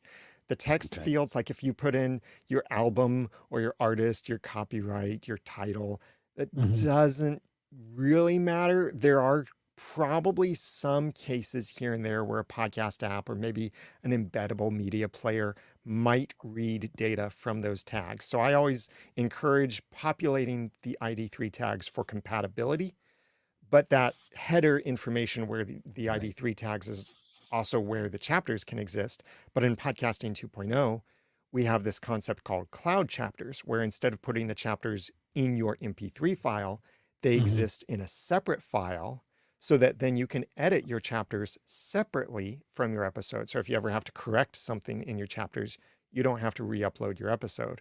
And then I'm a big proponent for what I call super chapters now, borrowing that term from someone else, that making the chapters do a whole lot more. Because even though we have chapters in a more modern format, they still do the same thing that enhanced AAC did. And that is a point in audio, an optional image, an optional link, and a title, and that's it. What they can actually be has not changed in years. Now, like there are programs like, is it Descript? If I'm not sure if I'm saying that properly, like where you can like you can text edit like video and stuff like that. Is that kind of similar in that technology, or?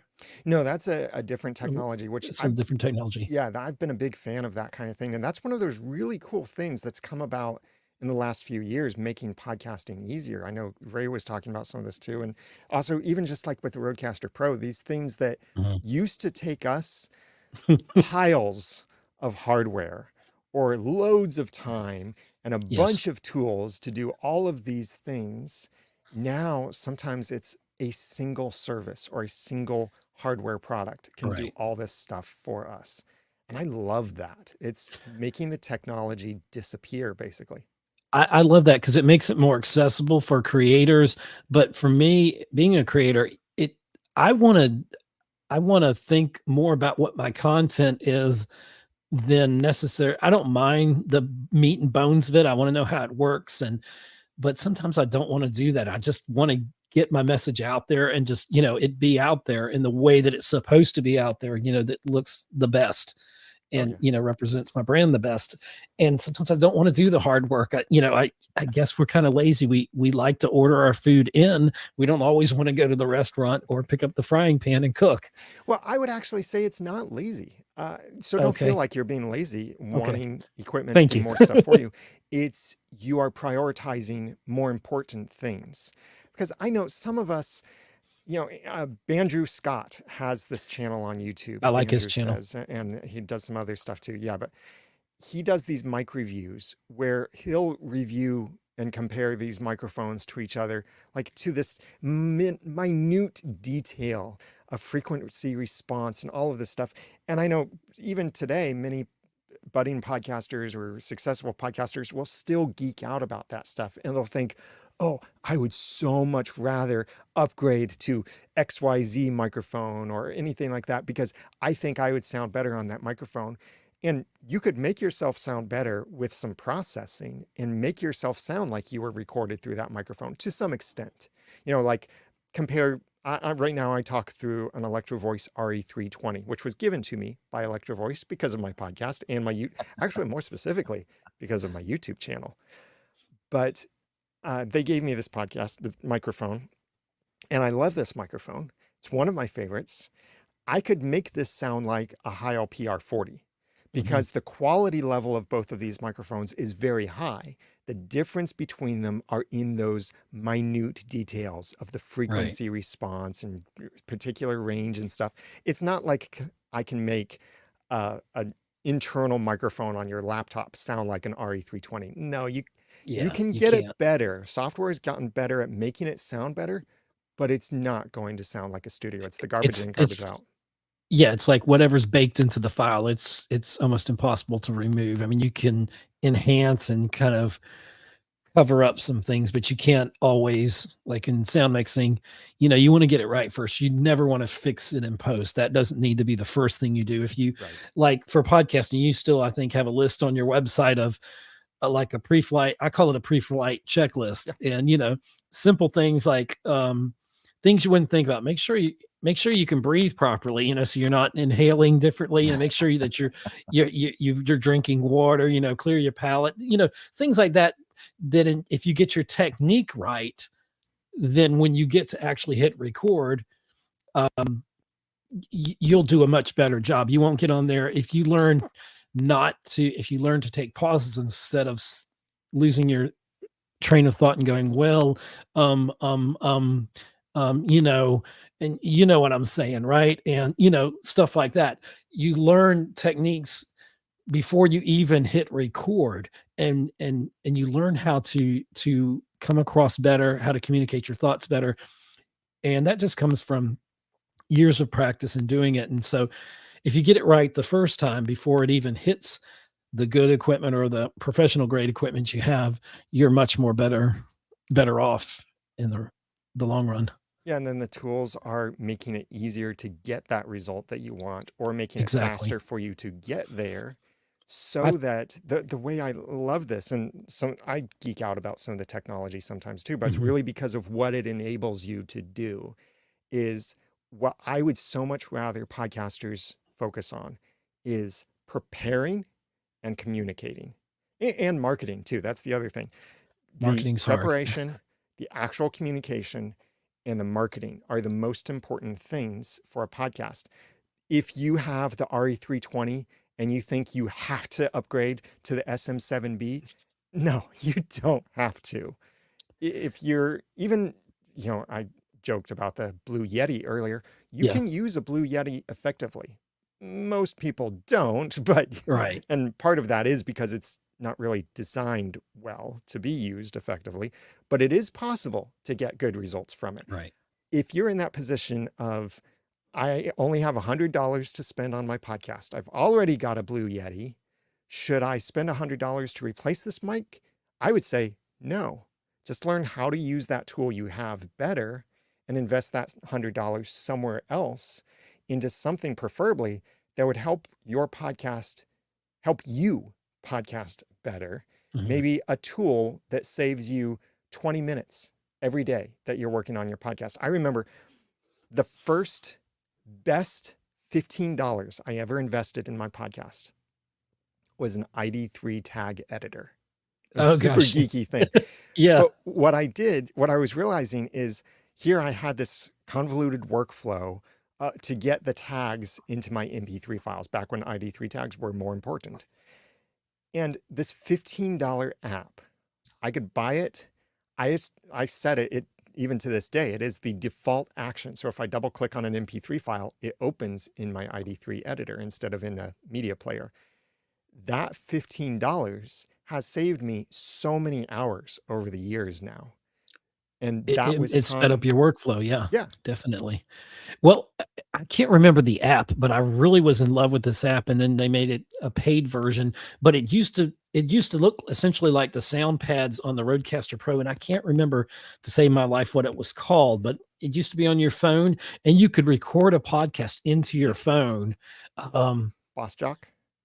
That's it, Boss Jock. Oh my gosh, I was in love with that app. I thought that was one of the greatest things when it first came out. I was like, finally, somebody's bringing this together and make it more mobile. And I was like, oh, I'll podcast more, but I didn't necessarily podcast more. Well, if I can interject, back in the day, Ed, we also thought like the Duke Nukem and Samuel L. Jackson soundboards were the greatest apps ever. We actually had a podcast episode where we were using that as, Duke Nukem would say something, then Samuel L. Jackson would respond. And it was hilarious at the time. It's probably people would listen to it now and go, what? Yeah. It's like watching a Jim Carrey movie in my 50s is just really not good entertainment. But in my 20s, that was the funniest thing. But at the time, my God, we thought that was the most hilarious thing ever.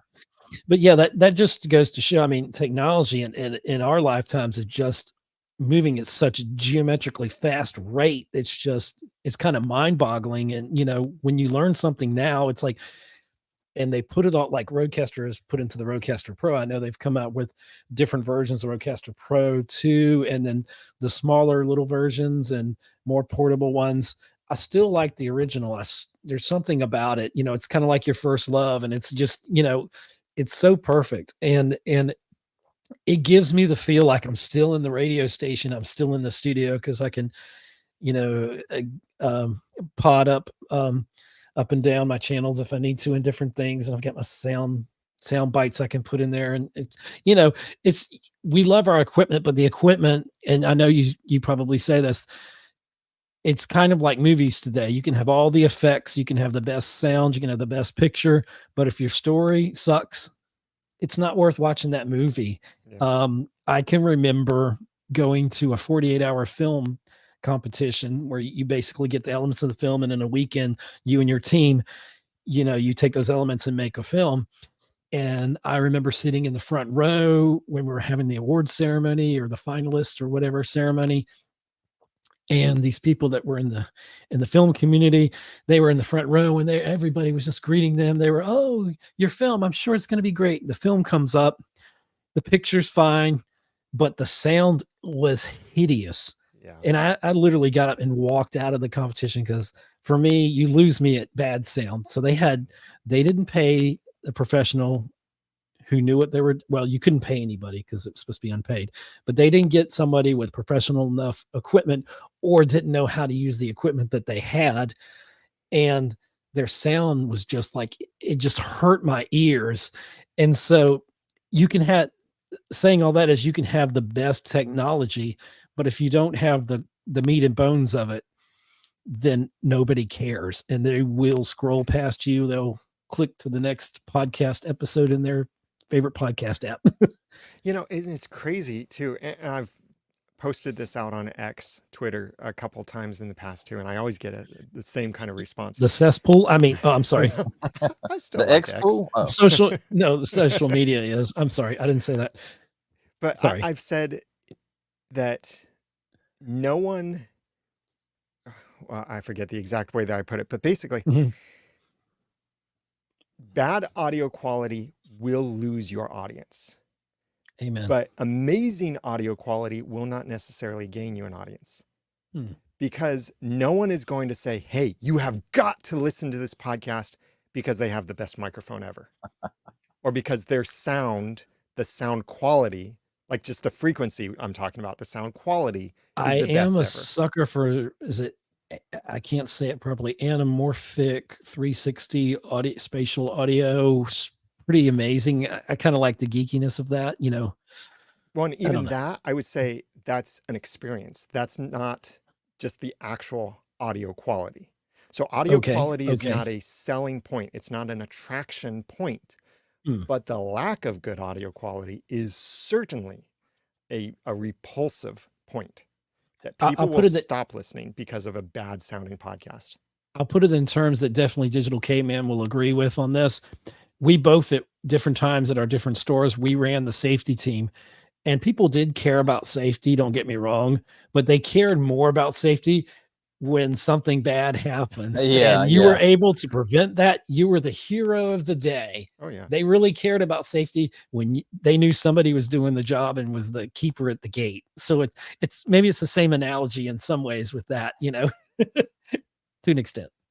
So yeah, and you think of even like this debate that's so often of how long should a podcast be, and oh, the average US commute is this many minutes, and therefore that's the perfect length for a podcast. That's all nonsense stuff. I mean, it's important to consider that in your podcast. Oh, a thing I like to talk about is the importance of context. Always making sure your audience knows what context you're talking about. Like if you're doing a movie review podcast, and I hope that you guys aren't guilty of this, but maybe you will be. But there's sometimes a podcast is about a movie, and they say at the beginning of the podcast, we're going to review Beetlejuice. And then the rest of the podcast, they only refer to the movie as, quote, the movie or this movie.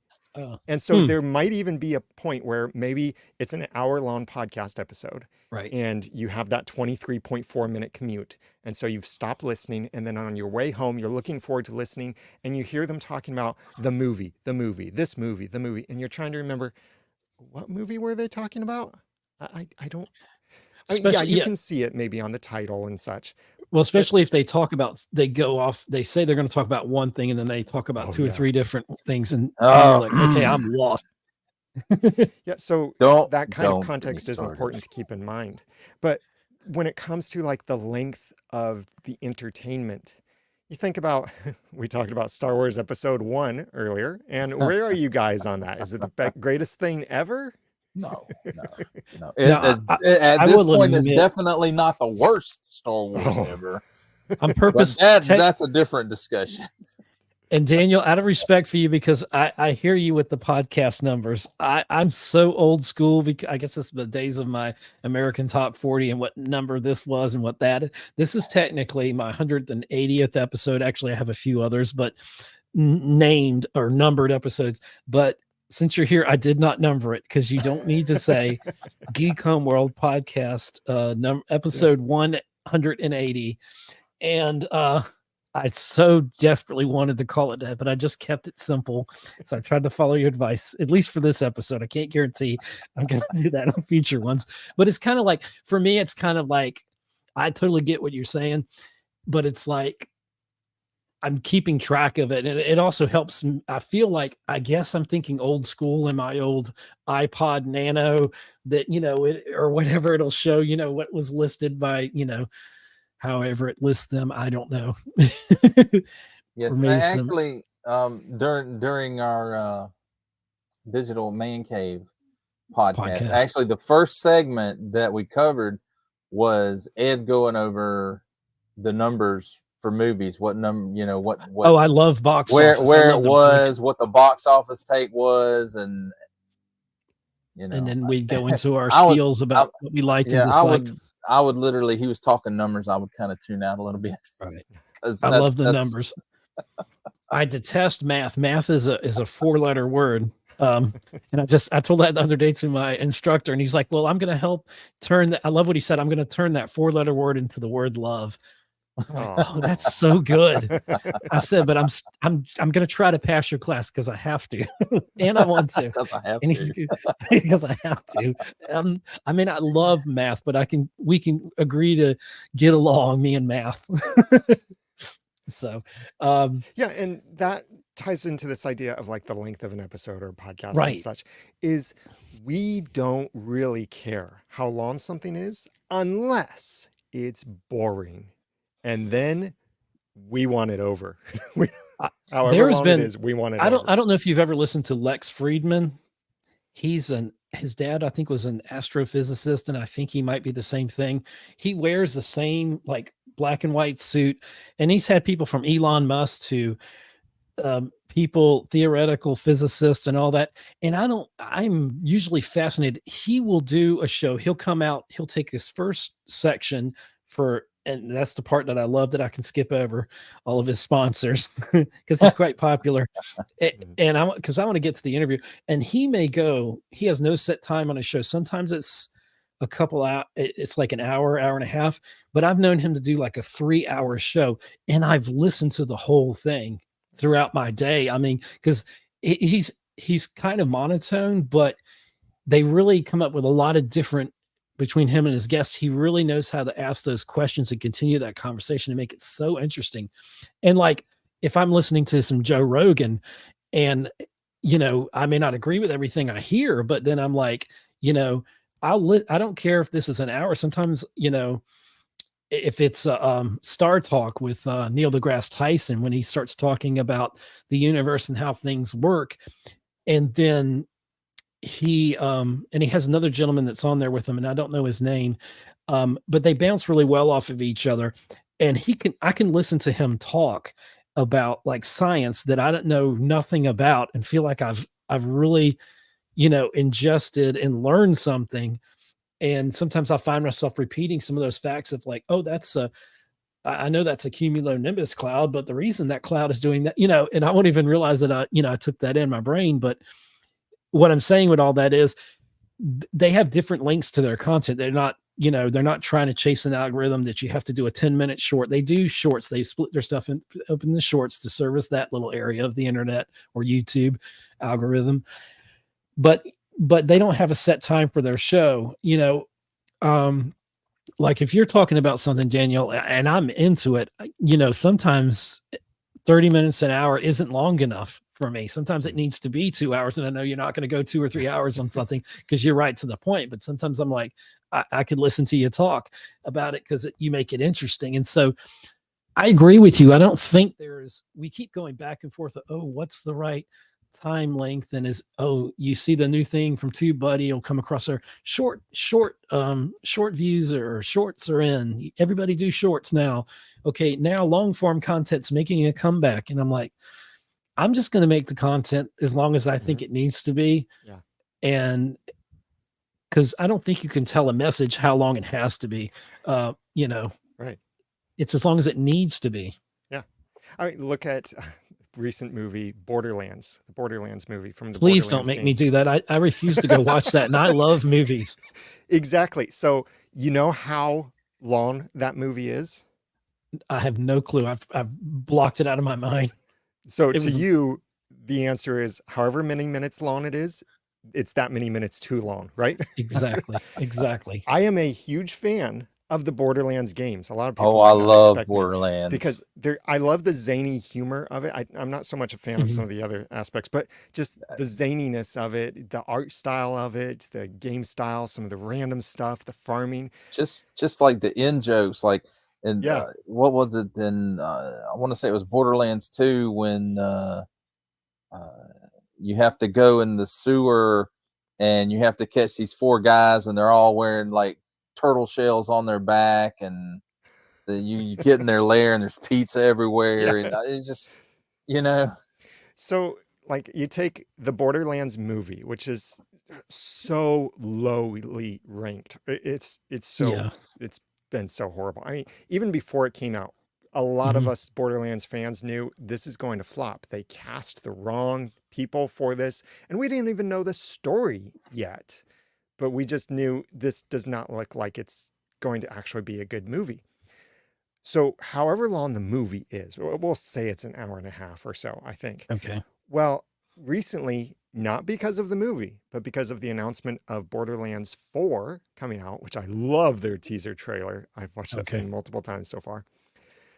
Because of that, I've gone back to Borderlands 1 and I'm going to play all the games all over again because they're that good. And I've spent now multiple times the length of the movie playing the game, which has been so much better, has a lot less dialogue in it, but so much more entertaining to me than watching the highly produced movie.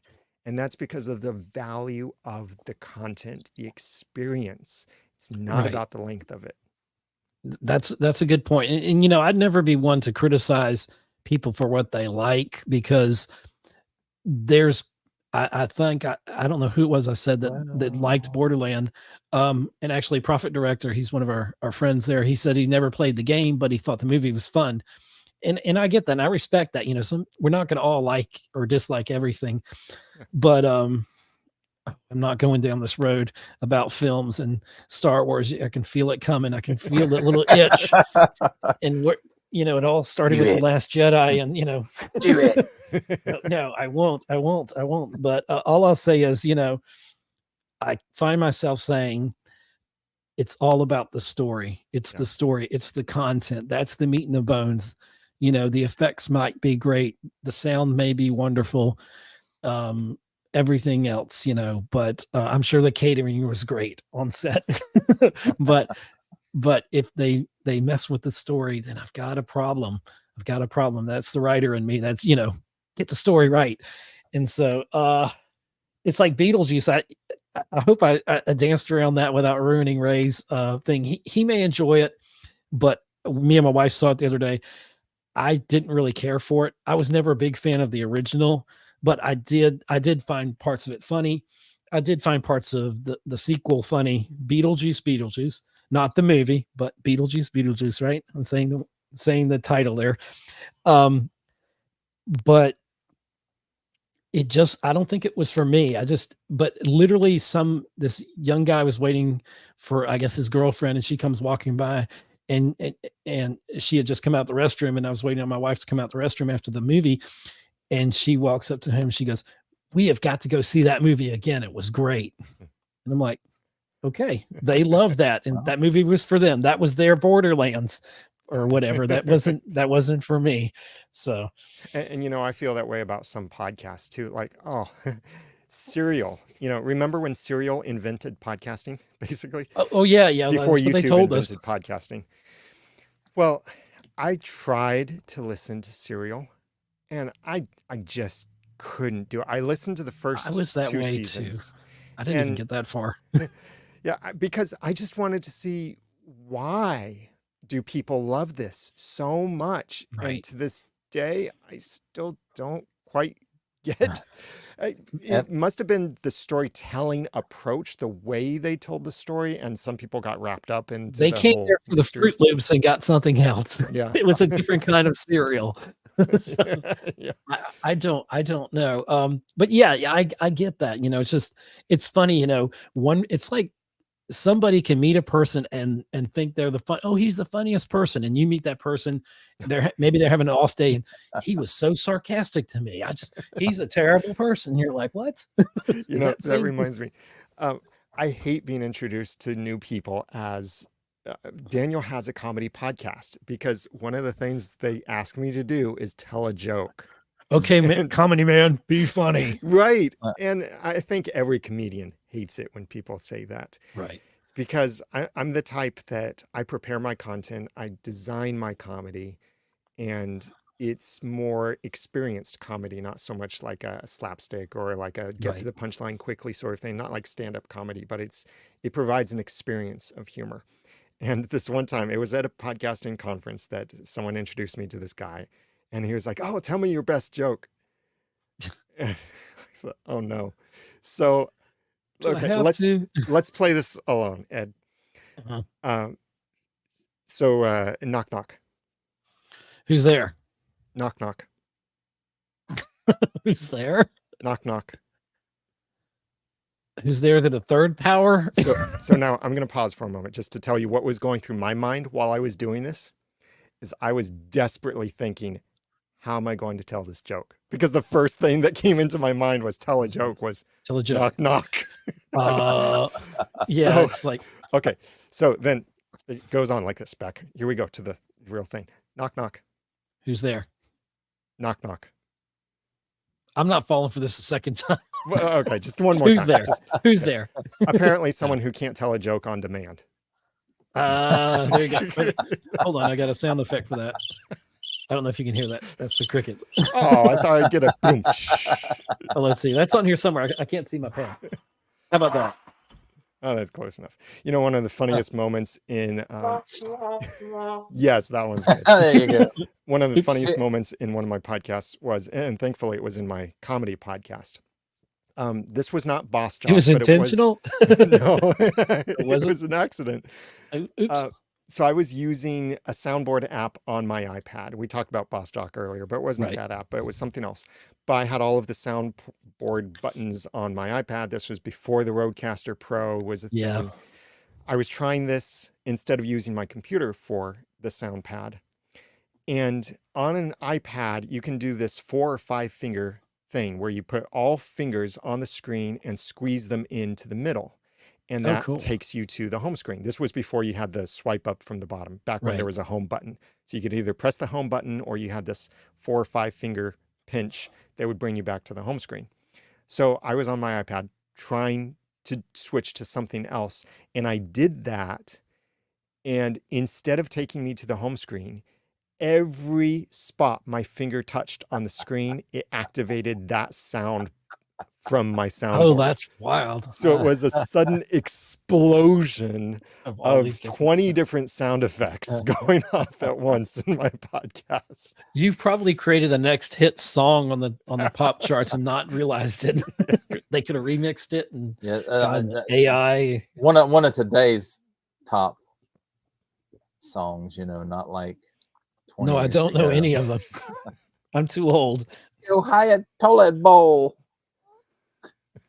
Oh yeah, the was it the alphas or the zeta? What are they? Gen Z, Gen alphas. Alpha, yeah, they're the skibbity generation. Skibbity Ohio is something bad. Yeah, Ohio is something bad. Skibbity toilet is like some kind of YouTube program.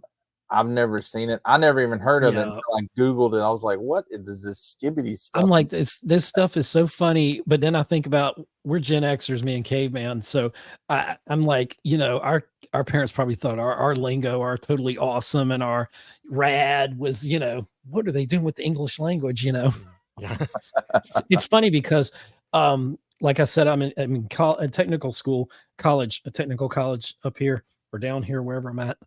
And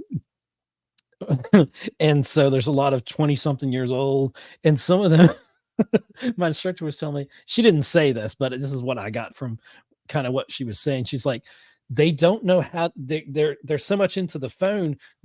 When she's having a lecture with them, you know, nobody just wants to read a PowerPoint, you know, you have that up there, but then you discuss it with the class. She's like, it's like pulling teeth out of them. They don't have some of them don't have conversation skills. They don't know how to carry on a conversation. They'd probably rather text it to you or whatever. And it's weird. It makes me worried about how technology helps us in so many ways. But I can tell you, technology in my lifetime has helped me, but it's also enabled me to become dumber. Like my basic math skills when I was in school, when I was growing up in school, you couldn't use a calculator. That's called cheating. Now you have to have a scientific calculator to do your stuff. And I'm like, what? And that's even in high school. Even in high school, they're letting them use calculators now. And so our instructor in our math class, I guess it's quantitative something, and that's just too many words for me already. That sounds like numbers, so stop talking. Well, the algebra is this first part, which is scaring me to death and having its way with me. And so he's like, here's an $18 calculator you can get. And he's like, I don't want y'all to spend hundreds of dollars for this because it's only part of this class that you'll need that for. And so it's just so funny. I just find it funny. But I've become dependent upon that calculator or the app in my phone or on my computer. You know, technology has helped us tremendously, but sometimes we don't use some of those skills. If I don't use it, I tend to lose it. And use it or lose it.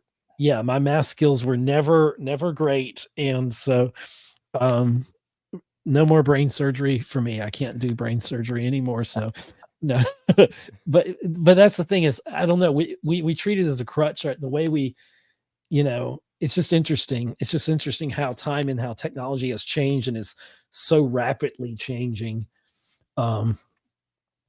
People talk about it. I saw this meme that I thought was so funny, and it says, in graphic designers, we frown upon people that use, what's the AI assisted Canva and stuff like that. That's not true graphic design. That's AI generated, blah, blah, blah, templates and stuff, because we're supposed to be the creative ones. We come up with the ideas. We're problem solvers. And that's what we as graphic artists do. So we create, and we take other stuff, get inspired by it, and put our own knowledge and talent into it, and creating a brand, a marketable logo, whatever, will be.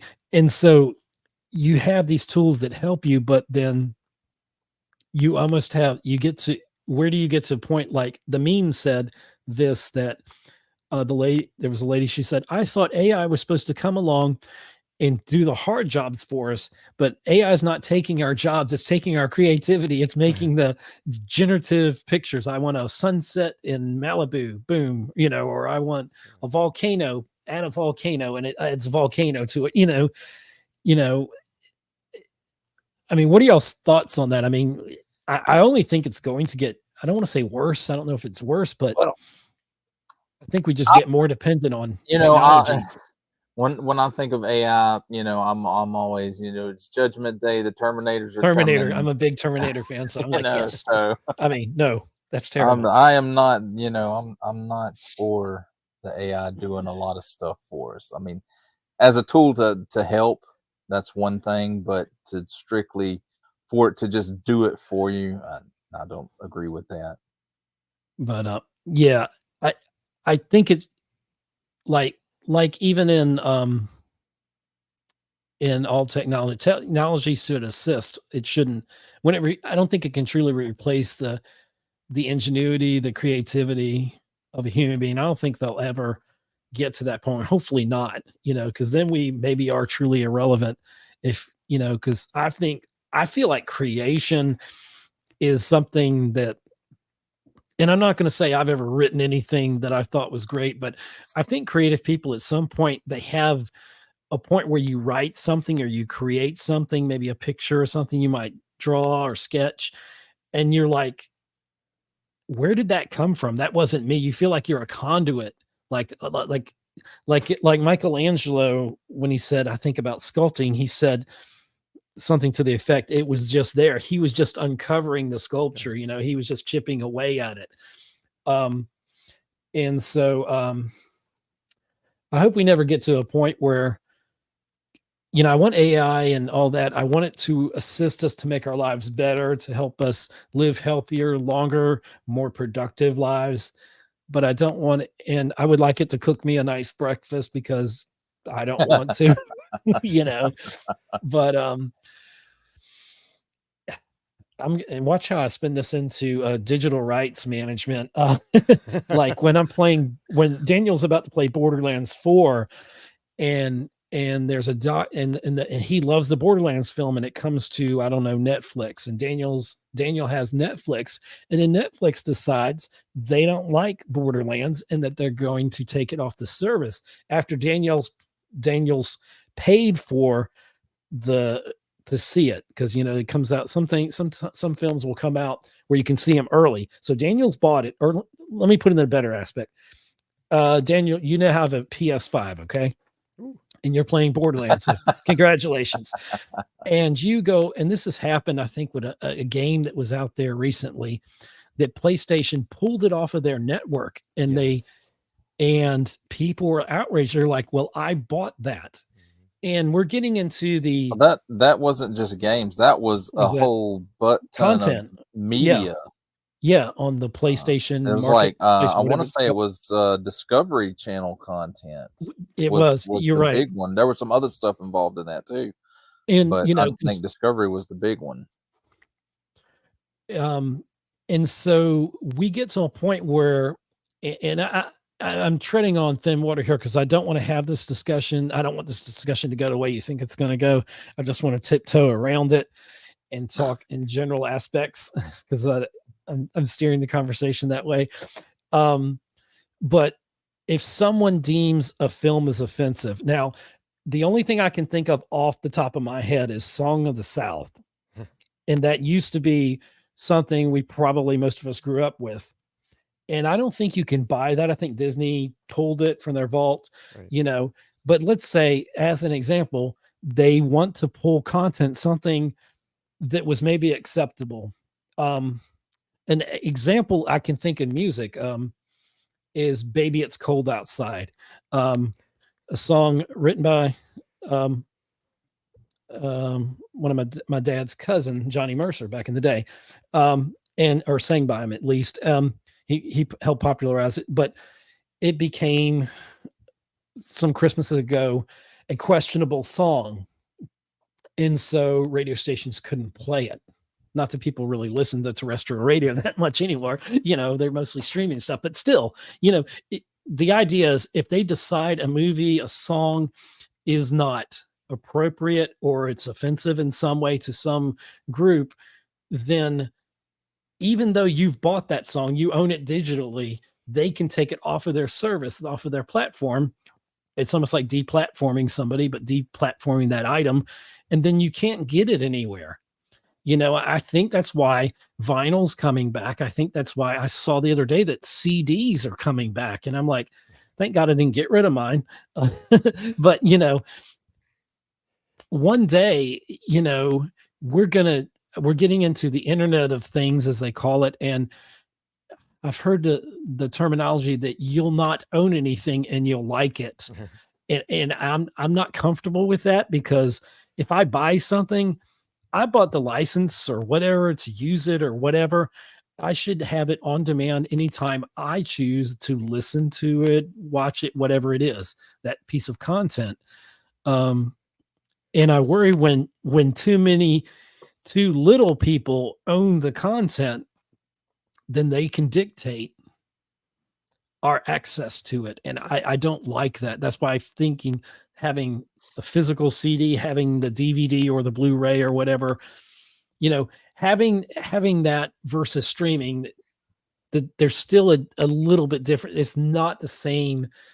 You're not getting the same performance as if you had that disc and you're playing it on assuming you have a good system, then if you stream it in 4K is usually not as good as the physical, components, I believe. There's even an example that's completely non-political of something that Disney did, is the Muppet Christmas movie.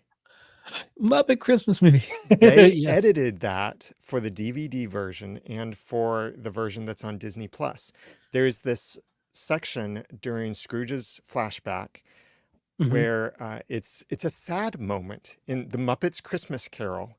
That's the name of the movie, Muppets Christmas Carol. So during the past flashback, there's this sad moment where you see young Scrooge choose his career and money over marrying the woman that he loved. And it's this very sad moment, this sad song. And Disney ended up removing that because they decided that this is supposed to be a happy movie and it's supposed to be like a family comedy movie. And we don't want this sad song, this sad section in here that really shows the selfishness for whatever reason. But it then misses some of the depth because for a couple reasons, or a few reasons, many reasons.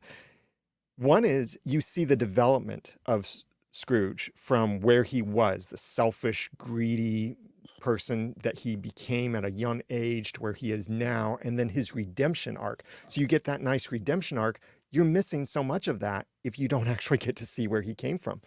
The other thing from a production perspective is that same song, the sad song in the movie, they reuse that tune later, but make it happy.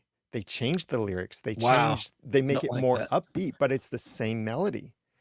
And it's showing the change in Scrooge from then. And that's the kind of thing, like, why did they have to remove that? But bringing this back to podcasting, you know, right. Spotify and now Apple Podcasts have this power to what I'm deciding to call quiet cancellation, where they can quietly cancel your podcast and your audience might not never realize you were canceled, because Spotify always had this power. Apple gave themselves this power with iTunes 14.5. So because Apple Podcasts used to be the number one, and it still is the number one for many podcasts, the way that it used to work before iTunes 14.5 was that when you subscribe to or follow a podcast inside Apple Podcast, you would be directly connected to that podcast's RSS feed, which is the technical code that is how the episodes are delivered to you. So anytime that feed would be updated, the listener, you, would get that new episode. Right. iOS 14.5 changed that. And many podcasters don't realize this. Now, and Apple, I think they did this for two reasons. They did it for the performance reason, but they also, I think, did it intentionally to give themselves censorship power. Because now what happens is when you follow a podcast in Apple Podcasts, or even if you were before, you were moved to this system, you are now getting the podcast from Apple's proxy cached version of the podcast instead of directly from the RSS feed. So where this breaks down with this quiet cancellation thing, and I've tested this, and this is the way it works now, is if your podcast gets removed from Apple Podcasts, your audience will still have the podcast listing in their podcast app, but they will not get any new episodes from it. You can redirect the RSS feed if you want. You can publish new episodes. They will not get the episodes because they are now subscribed to Apple's version of your podcast, their proxy version. Not directly to your podcast. So Apple could kick a podcast out of Apple Podcasts. Your audience would stop receiving new episodes and they would think you just stopped podcasting. They wouldn't know that you were actually, quote, canceled or kicked out for whatever reason. And this isn't always for political reasons. Sometimes it's for technical. And you may not know it unless, you know, all of a sudden you may think as a creator, oh my gosh, my whole audience just dropped off. What did I do? And you're like, did I say something? Did I offend somebody? What, you know, you can spiral down a hole of self-doubt there. Yeah. And that's why I think it's important, especially if you have any podcast that you are worried that cancel culture could come after it, do not use the top podcast apps. And if you have that podcast yourself, if you are the podcaster doing a podcast that you think might get flagged for whatever reasons, do not promote the top podcast apps either. And this is not a political position. Some people use it from political reasons. And I think that Apple gave themselves this power because of political reasons due to some things that happened previously. But think of it just as corporate censorship too. It could be any other reasons. Maybe it's, I'm not a supporter of unfamily friendly content, pornography and anything like that, but just to use that as an example, if that is the kind of content that you produce, don't promote the top platforms, because at some point they might decide, no, we don't want to have adult only content on our platform like that. No, and then you lose the connection with your audience. Well, you're supposed to check in there. It's explicit, even their episodes and all that in podcasting and also like in YouTube. And when you do that, you know, if you've got a certain brand, you don't know all of a sudden, if people come there expecting it's family friendly and then all of a sudden your next episode is explicit, then you're not exercising responsibility as the creator to your audience. You should respect your audience and respect what they've shown up for. That makes me think about a few years ago in, you know, people doing action figure reviews. There was a big hubbub about, you know, YouTube was shutting down channels' content because they were under the mistaken assumption that this content was made for children, even though you have to check in there that the stuff is not made for children. So pretty much everybody who does that now, you have to put a disclaimer at the front of your video saying that this is not content made for children. Huh. That's a interesting. Good example. And that is very good. It's weird. I think they not just enough on to, that a little bit, but so it's not just enough to put it in when you're creating the episode, when you're publishing it to YouTube, you have to physically put it on screen. Yes. That's why it appears in my intros. I just thought you were being extra careful. Well, that too. But you know, it's a little bit of both, but you know, you kind of, like I said, I think they backpedaled on that a little bit after it kind of, you know, blew up within that community, but everybody's still, you know, flagging it. So Caveman, you know, from our experience working with safety, there was the law that we had to abide by, but we always took it.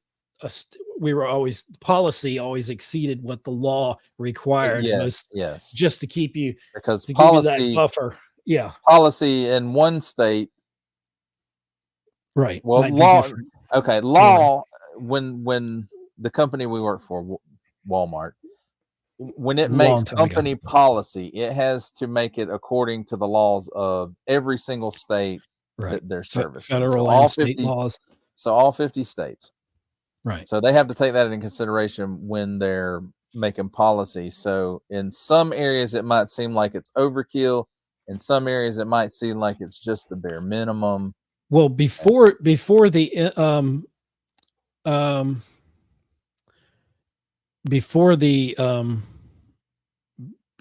internet is what it is now, I can think back to 9/11 when songs like Free Falling were taken off the radio. There was a list of songs that couldn't be played after the 9/11 attacks. And, you know, I was just like that guy, the lady on South Park that was on her couch for days watching the news cycle and was, oh, the world's coming to an end, you know, and all this and that. And, you know, good Lord, what's happening? And sometimes people, especially in these days, that corporations own all of these studios and the Disneys, the Marvels, owns everything, and and all these corporations, and they don't want to have that affect their stock, because it's all about trust me, it's all about the bottom line, and whatever affects the bottom line and upsets the stakeholders, you got to keep them happy, sometimes very wrongly, before your own people that you're servicing your products to. It's about, you don't want that bottom line or that next quarter's stock price to drop, or you don't want it to plummet or anything crazy like that. So sometimes they overcorrect and they overreact because something is deemed, it's like, I don't want to go down this road. Then maybe I shouldn't. Well, then make a U-turn. Yeah, I'm ready to make a U-turn. Yeah, because I promised myself at least this part of we would not go down that road. But we'll still address it. We're not scared of topics. We just don't want to turn it. You don't want to open up Pandora's box unnecessarily. Exactly, because I don't want to offend. I don't want to offend Pandora or her box. Or wait, that didn't come out right. This does bring up a good point. Like, again, in podcasting is, or even just we see this online in businesses and such, where some companies, do you know their political position on a thing? Do you really care if they don't say something? Like your socks. Do you really care whether the company that makes your socks is pro-Trump or pro-Harris? Do you, right? Or do you care now that I've even put that idea? I'm sure somebody's upset. Please don't be upset. It's not a place to be upset. As long as it's covered my foot and doesn't have holes in it, I'm And if it was made in America and it's good quality, but there are products where that may make a difference. Yeah, sure. Things. But socks and underwear. I was thinking of something I won't say. You want that to be perfect, or your family just got bigger. Oopsies. So with some of these things, it's like we don't care about their political position until they make us care. And in podcasting, or in any kind of content too, you have to make that decision too. Is this a hill you're willing to die on are you willing to lose your audience? Are you willing to, quote, offend, unquote, people to say and share your opinion about this thing? Does it even belong in your podcast? And Right. I had an interesting experience with this in the past with one of the podcasts that I did. There was a tiny, tiny little thing that happened at the very end of an episode.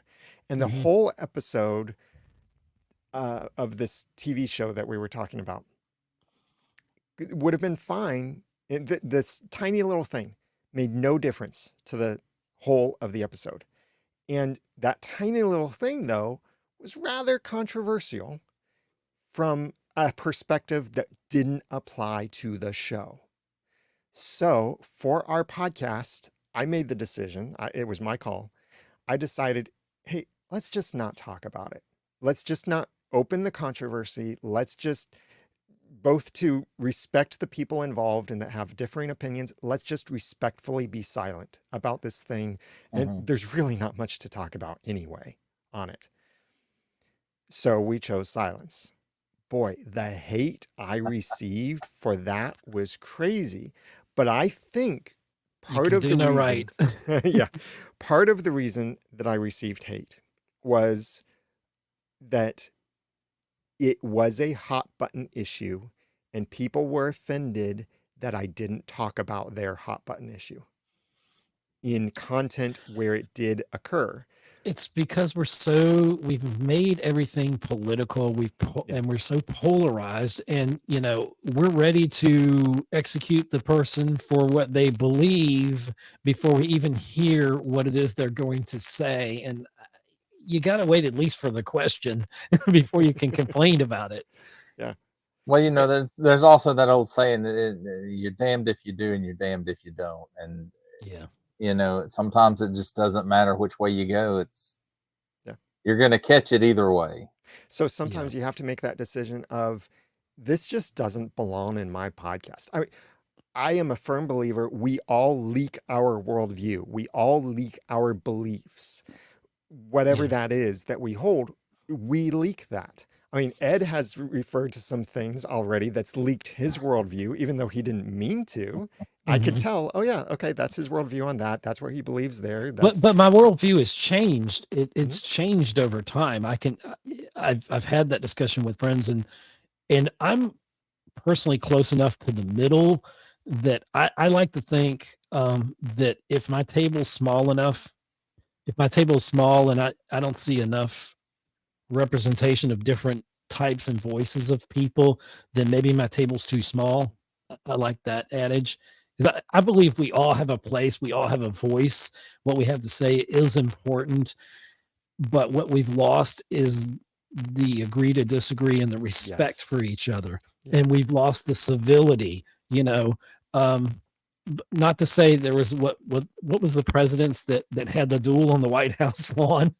Thankfully we're not to that place, where they're having duels and all that. I don't know. We hadn't seen November yet, but whatever kind of Jumanji we're playing here, I don't like it. I want a new game, but and it's unfortunate that is kind of the state of society where like people are like, oh, you have to say something about this. And then when you finally do, they're like, how dare you say that? And it almost doesn't matter what you say, but whenever you're creating content, you kind of have to make that decision of where are your boundaries going to be, of what are you going to let yourself get into? How much of your worldview are you going to let leak? What kinds of things are you going to talk about? Because no matter what you say, someone is going to misinterpret it. I mean, gosh, I have been called so many bad things lately that are completely untrue. I've followed it, all for a hashtag that says Christian. And, you shouldn't. I knew a man who was crucified for being a Christian, and he did pretty well. But that's good.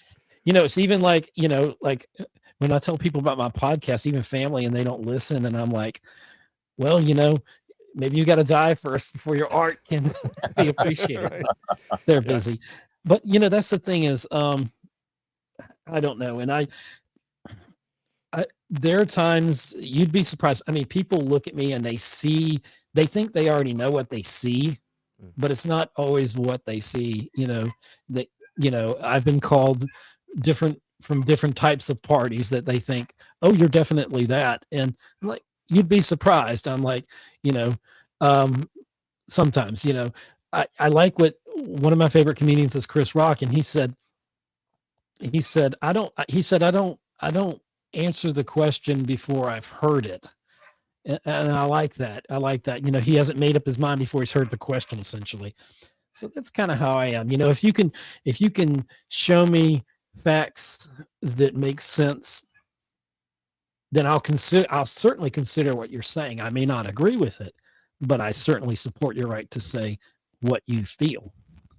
So, and I think we all have some boundary that we feel like, okay, the people that I listen to, the content that we consume, I'm okay with them getting up to this particular line, and understanding some people that think this way of, I'm okay with them getting up to this line as long as they don't cross over that. Some people put that line like so far back. It's like, hey, if you even just mention the name of someone they don't like, regardless of what you have to say about that person, you might even hate that person, but you're just saying that person's name, instantly means they don't want to listen to you because you brought that person up and you triggered them in some way. And gosh, how can we get society back from that? I think that as podcasters and content creators on YouTube and whatever, that I think many times have the opportunity to present an authenticity that no one else gets to do. That especially like when you're doing the casual content, this kind of stuff like we're doing, or like Caveman, like you're doing with your reviewing action figures and things, and you're not writing a script for that, are you? No. It's completely off the cuff. Now, I have automatic. Yes, I have some of it that it's pretty formulaic. I film stuff in batches, and I do certain segments. Like this one segment is going to be where I just talk about the paint apps on the figure, the articulation, the way it looks, and then then I have comparing it to other stuff, and then the closing statements, and like the closing statements, that's all just whatever is rambling through my mind at the time about it. And then of course I have at the very end my whole like, share, and subscribe, and look at the channel membership you have to do. if it interests you, that kind of stuff. And I save all that for the end because I used to do it all the way at the beginning of the episode, and I did notice there was less of a drop off when I do it at the end rather than at the beginning. So people watch it longer when you don't go through that whole stuff. Yeah, the like, share, and subscribe thing. Yeah. If no one ever gets on there and said, I need everybody to unsubscribe, unlike, unshare. Yes. Please don't like my content. Please don't like my content. Go away. Now here's that's my what content. That's what Mike Zero does every time I see one of his videos. Oh, one of his. When I see his thumbnambs pop up in my there's a guy I listen to, sometimes Critical Drinker, which is I think a clever name on and he goes at the end, he goes, now go away. So, I love that. That's a good way to close the show. But like what I love about this authenticity that we have in this independent content creation, I guess we could call it, no matter what platform that you're using, is that people get to know us better. And so I think they start to feel like they have a relationship with us, and they might even to some extent. And so sometimes their tolerance for certain perspectives might be more loud, that they think, well, yeah, he or she has this differing view, but I consider them my friend at this point or whatever. Well, it's like Ed and myself. We often disagree on political issues, and but at the end of the day, we're friends, and we, like he was saying before, we can agree to disagree, and sometimes he's changed my mind on things, sometimes I've changed his mind on things. But what? So sometimes I'm way out on this side and he's way out on that side, but we swing back toward the middle, and I think that's where where stuff really needs to lie. It's in the middle of the road, and where people can hash it out and decide what is actually the better course of action. We become friends with our content creators. I mean, me, Daniel, Ray, Dave Jackson, and Cliff Ravenscroft, we've all been best friends for several decades at this point, and none of them knew it. Recently. I think that's called being a stalker. I was going to say, how could I say that and it's not like a stalker? But there's some things that Daniel may say on that I don't agree with, and I've challenged him on it, and he's called me out on it, and I'm like, okay, but we're still friends. And there's times I'm like, I can't talk to Daniel right now. Just want to hear his content. I'll go listen to his content because if you get a lot of downloads on Audacity podcast, somehow it's locked into my app on Amazon Music, which is my go-to one. So I'm.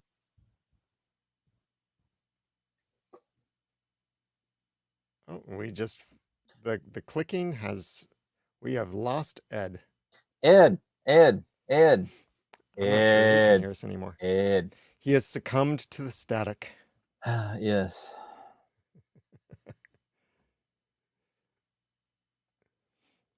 This is those moments that, like, for podcasting, I'm always so grateful that we can edit these moments out. No, that's weird. I just lost all your audio. It said something in the now we can hear. Doesn't like me. It's breaking up. I cannot hear y'all. I can't hear y'all. Okay. I didn't do anything. I didn't do anything. I promise I didn't do anything. You touched it. It has lost its voice. Yes, I've lost my voice. That'd be a first. Ed, you can't hear you. Hear you, but it's like static. Really? I can't hear you at all. Their stuff sounds weird, man. Maybe that's the powers that be saying that it's staticky and sounds like you need to unplug something and plug it back in again or something. I don't know. Yeah. I don't know if this is going to disconnect me. This is all.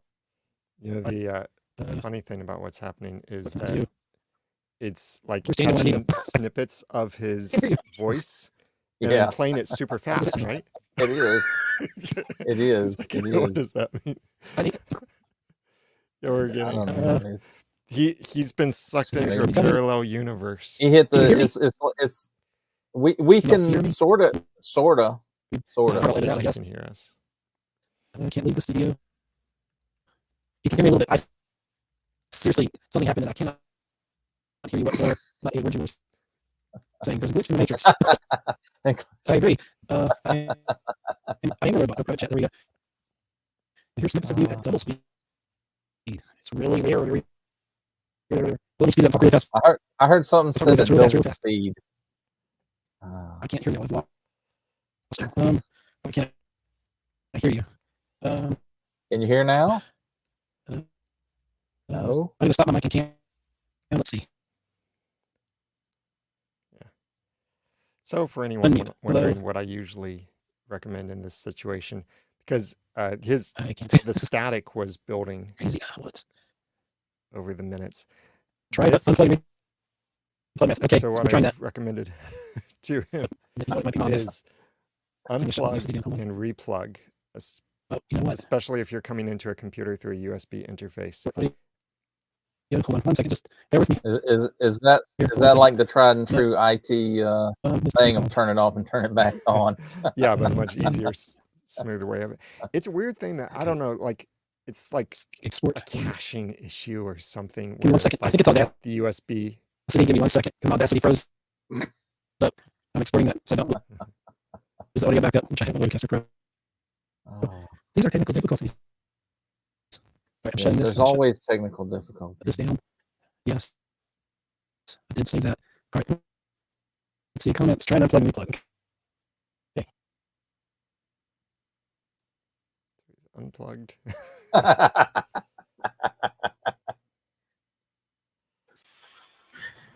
I can hear you. Oh, I have to. I hear you now, but it's not. It's the other mic. Hold on. I'm working on that.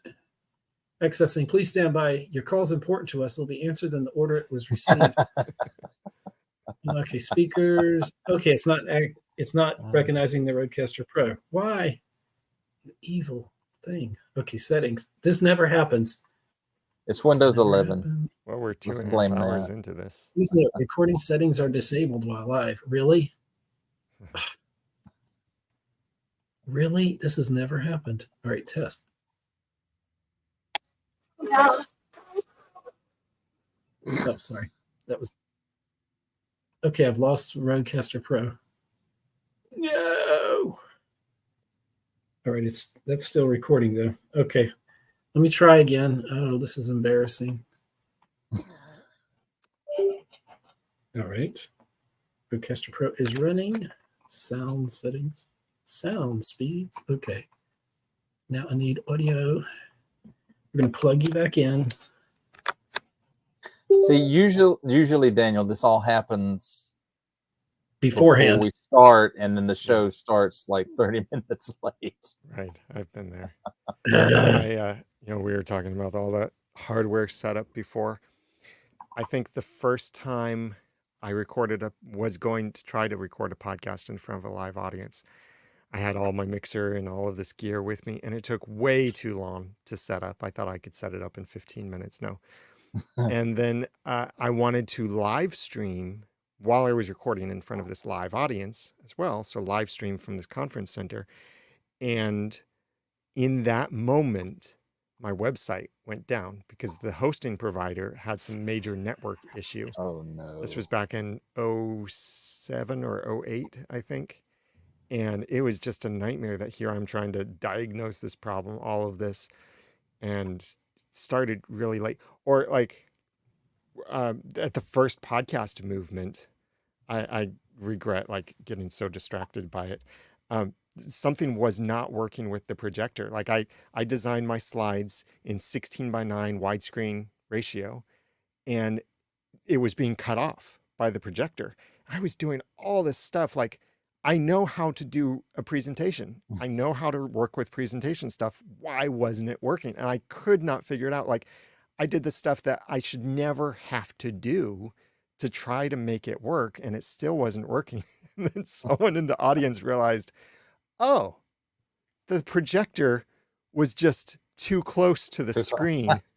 And so it was just projecting off the screen. So he just moved the projector back. And I felt so horrible. Yeah, you always are like, oh, why didn't I think of that? Yeah, and I wasted like 8 minutes focused on this. What I really should have done is I should have known, okay, this is not a problem on my computer. And can someone just look at the projector, see if there's something there, or just gone on without worrying about it, because it was a really bad start to my session. But I'm glad that I redeemed it after that, and ended up that session got a standing ovation, actually. And I was happy with how the session turned out. Or there was this moment where one of the weirdest computer problems I've ever had before, my original MacBook Pro, a 17-inch MacBook Pro, an Intel, had this weird problem where if it was not plugged into an external monitor, it could not boot up successfully. So here I was at this conference where I was supposed to be the keynote speaker, and I'm in the hallway making sure my computer is all ready, and it's just doing this reboot cycle. It will not boot into the operating system at all. And I'm trying, and this was before I knew that it had to be plugged into a monitor to work. Something was wrong with the motherboard. So that's why it was having this failure. But just, I couldn't do it. And so at that point, I made a better decision that time. I just decided, okay, I can't make this work. I know my presentation. I'll do it without the slides. I don't really need the slides. That's the way I present too. If I use slides, they are just complimentary and help provide some extra content. It's not like, hey, everybody, now look at the slide instead of looking at me. I try to think of, hey, if you were listening to my presentation with your eyes closed, could you still get all the value from it? And so the way I introduced it, as I said, I started off my talk, I said something like, due to technical problems, or I said, I want you all to close your eyes for a moment And just imagine for me the most beautiful slides you've ever seen. I'm talking like angels singing, babies laughing, warming your heart, making you feel the best you've ever felt. Now open your eyes and realize there's nothing on the screen behind me. And that's fun. Yeah. We're going to do this without slides. I just rolled with it. And sometimes that's what it takes in podcasting, especially live streaming. I don't actively live stream any shows right now, but I've been there with the technical stuff. But the way it is with live streaming, it's always better to start late than start early. Can y'all hear me at all? Yes. Yes, I hear you now. Internal mic. Okay. Yeah. So apparently it's stopped the roadcast. Let's see.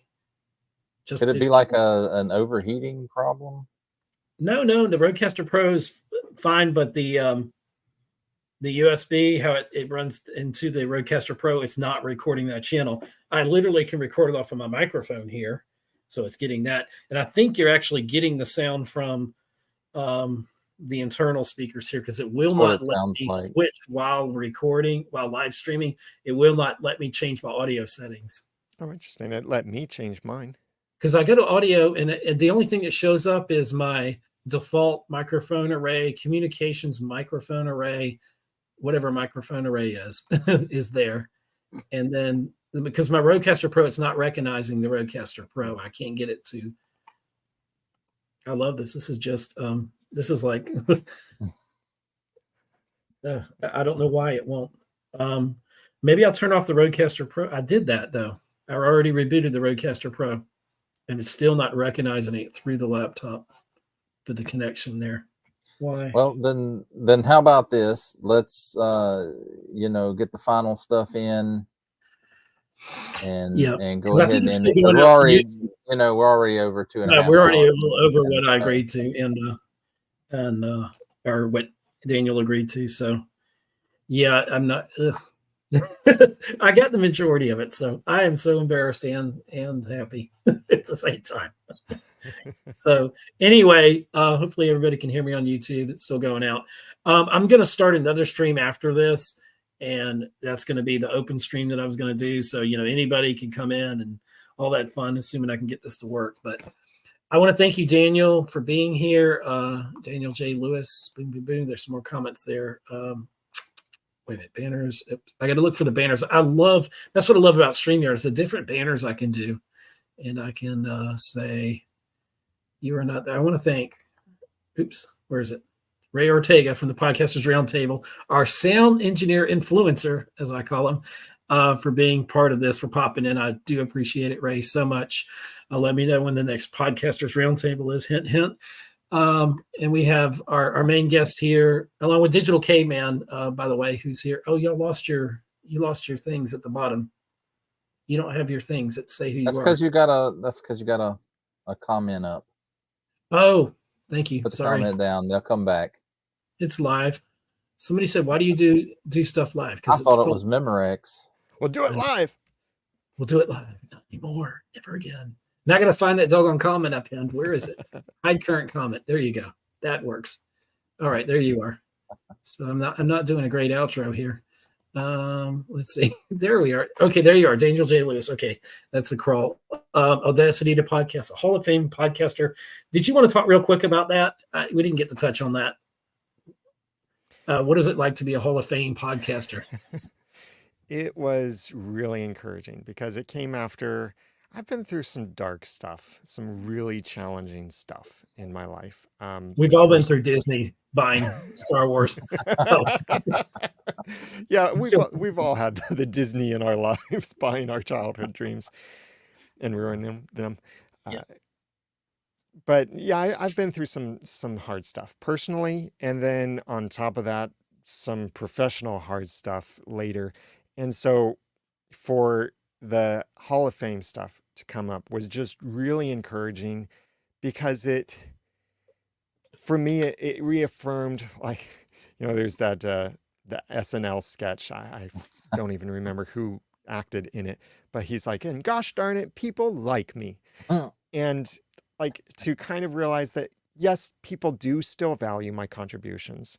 People do still benefit and have benefited from things that I've done in the past, and to have that kind of recognition and to get to share my story. That really, for me, in my speech, I really focused on how podcasting was like there for me in many ways and in many different times of life, and how as podcasters can be there for others to change the world, even if we change the world for only one person, because I've been that one person before. So to get to share that story, to get the recognition for my contributions in the industry was really exciting, such an honor. And I loved it. It was a dream, and just that it worked out so well that my parents, who live only an hour away from Cincinnati, were able to be there in Florida that weekend. They were going to be there anyway. And what that meant also was that my son, my 7-year-old son, could come and be there too. That was what was so special. And there's this precious moment that happened in the speech. And I've got the speech on my edited version on YouTube, where in my speech, I mention that my son is there. And then what he did is he just shouted out, "That's me." And he's this, awesome. Fresh 7-year-old at the time. And just that, and everyone clapped for him being there. Just having him there with me, and that the specialness of that was. And I don't know if, was it you inducted Dave, or did Dave induct you? Both. Both. You got to see, that had to be special too. You and Dave Jackson both inducting each other then, in that sense. Yeah. So I did the speech for him because I wasn't a Hall of Fame member yet, but he invited me to induct him. So I was so honored to do that speech to introduce him. And then when I was being inducted, which was a total surprise to me that I was being inducted. So when I was being inducted, then I thought, well, I definitely want Dave to do the speech for me. Not because he asked me to do the speech for him, but just because of how he's been there for me and how he's encouraged me in our friendship. Yeah, it's been exciting. But does it actually make my business better? Have I gotten any news coverage for it? No, I've tried, actually. I've reached out to some of the local news agencies and I've said, "Hey, you want to cover this story?" Nothing. You need to have that sob story, like in the Olympics, that you came from nothing, and then you worked in the labor camp till you were 8 years old. That's not just the Olympics. They have that sob story on American Idol, and all those talent shows have it. Overcome obstacles. No, I was from an affluent family, and yes, our stock portfolio dipped one year when I was 8 years old. It was a rough year.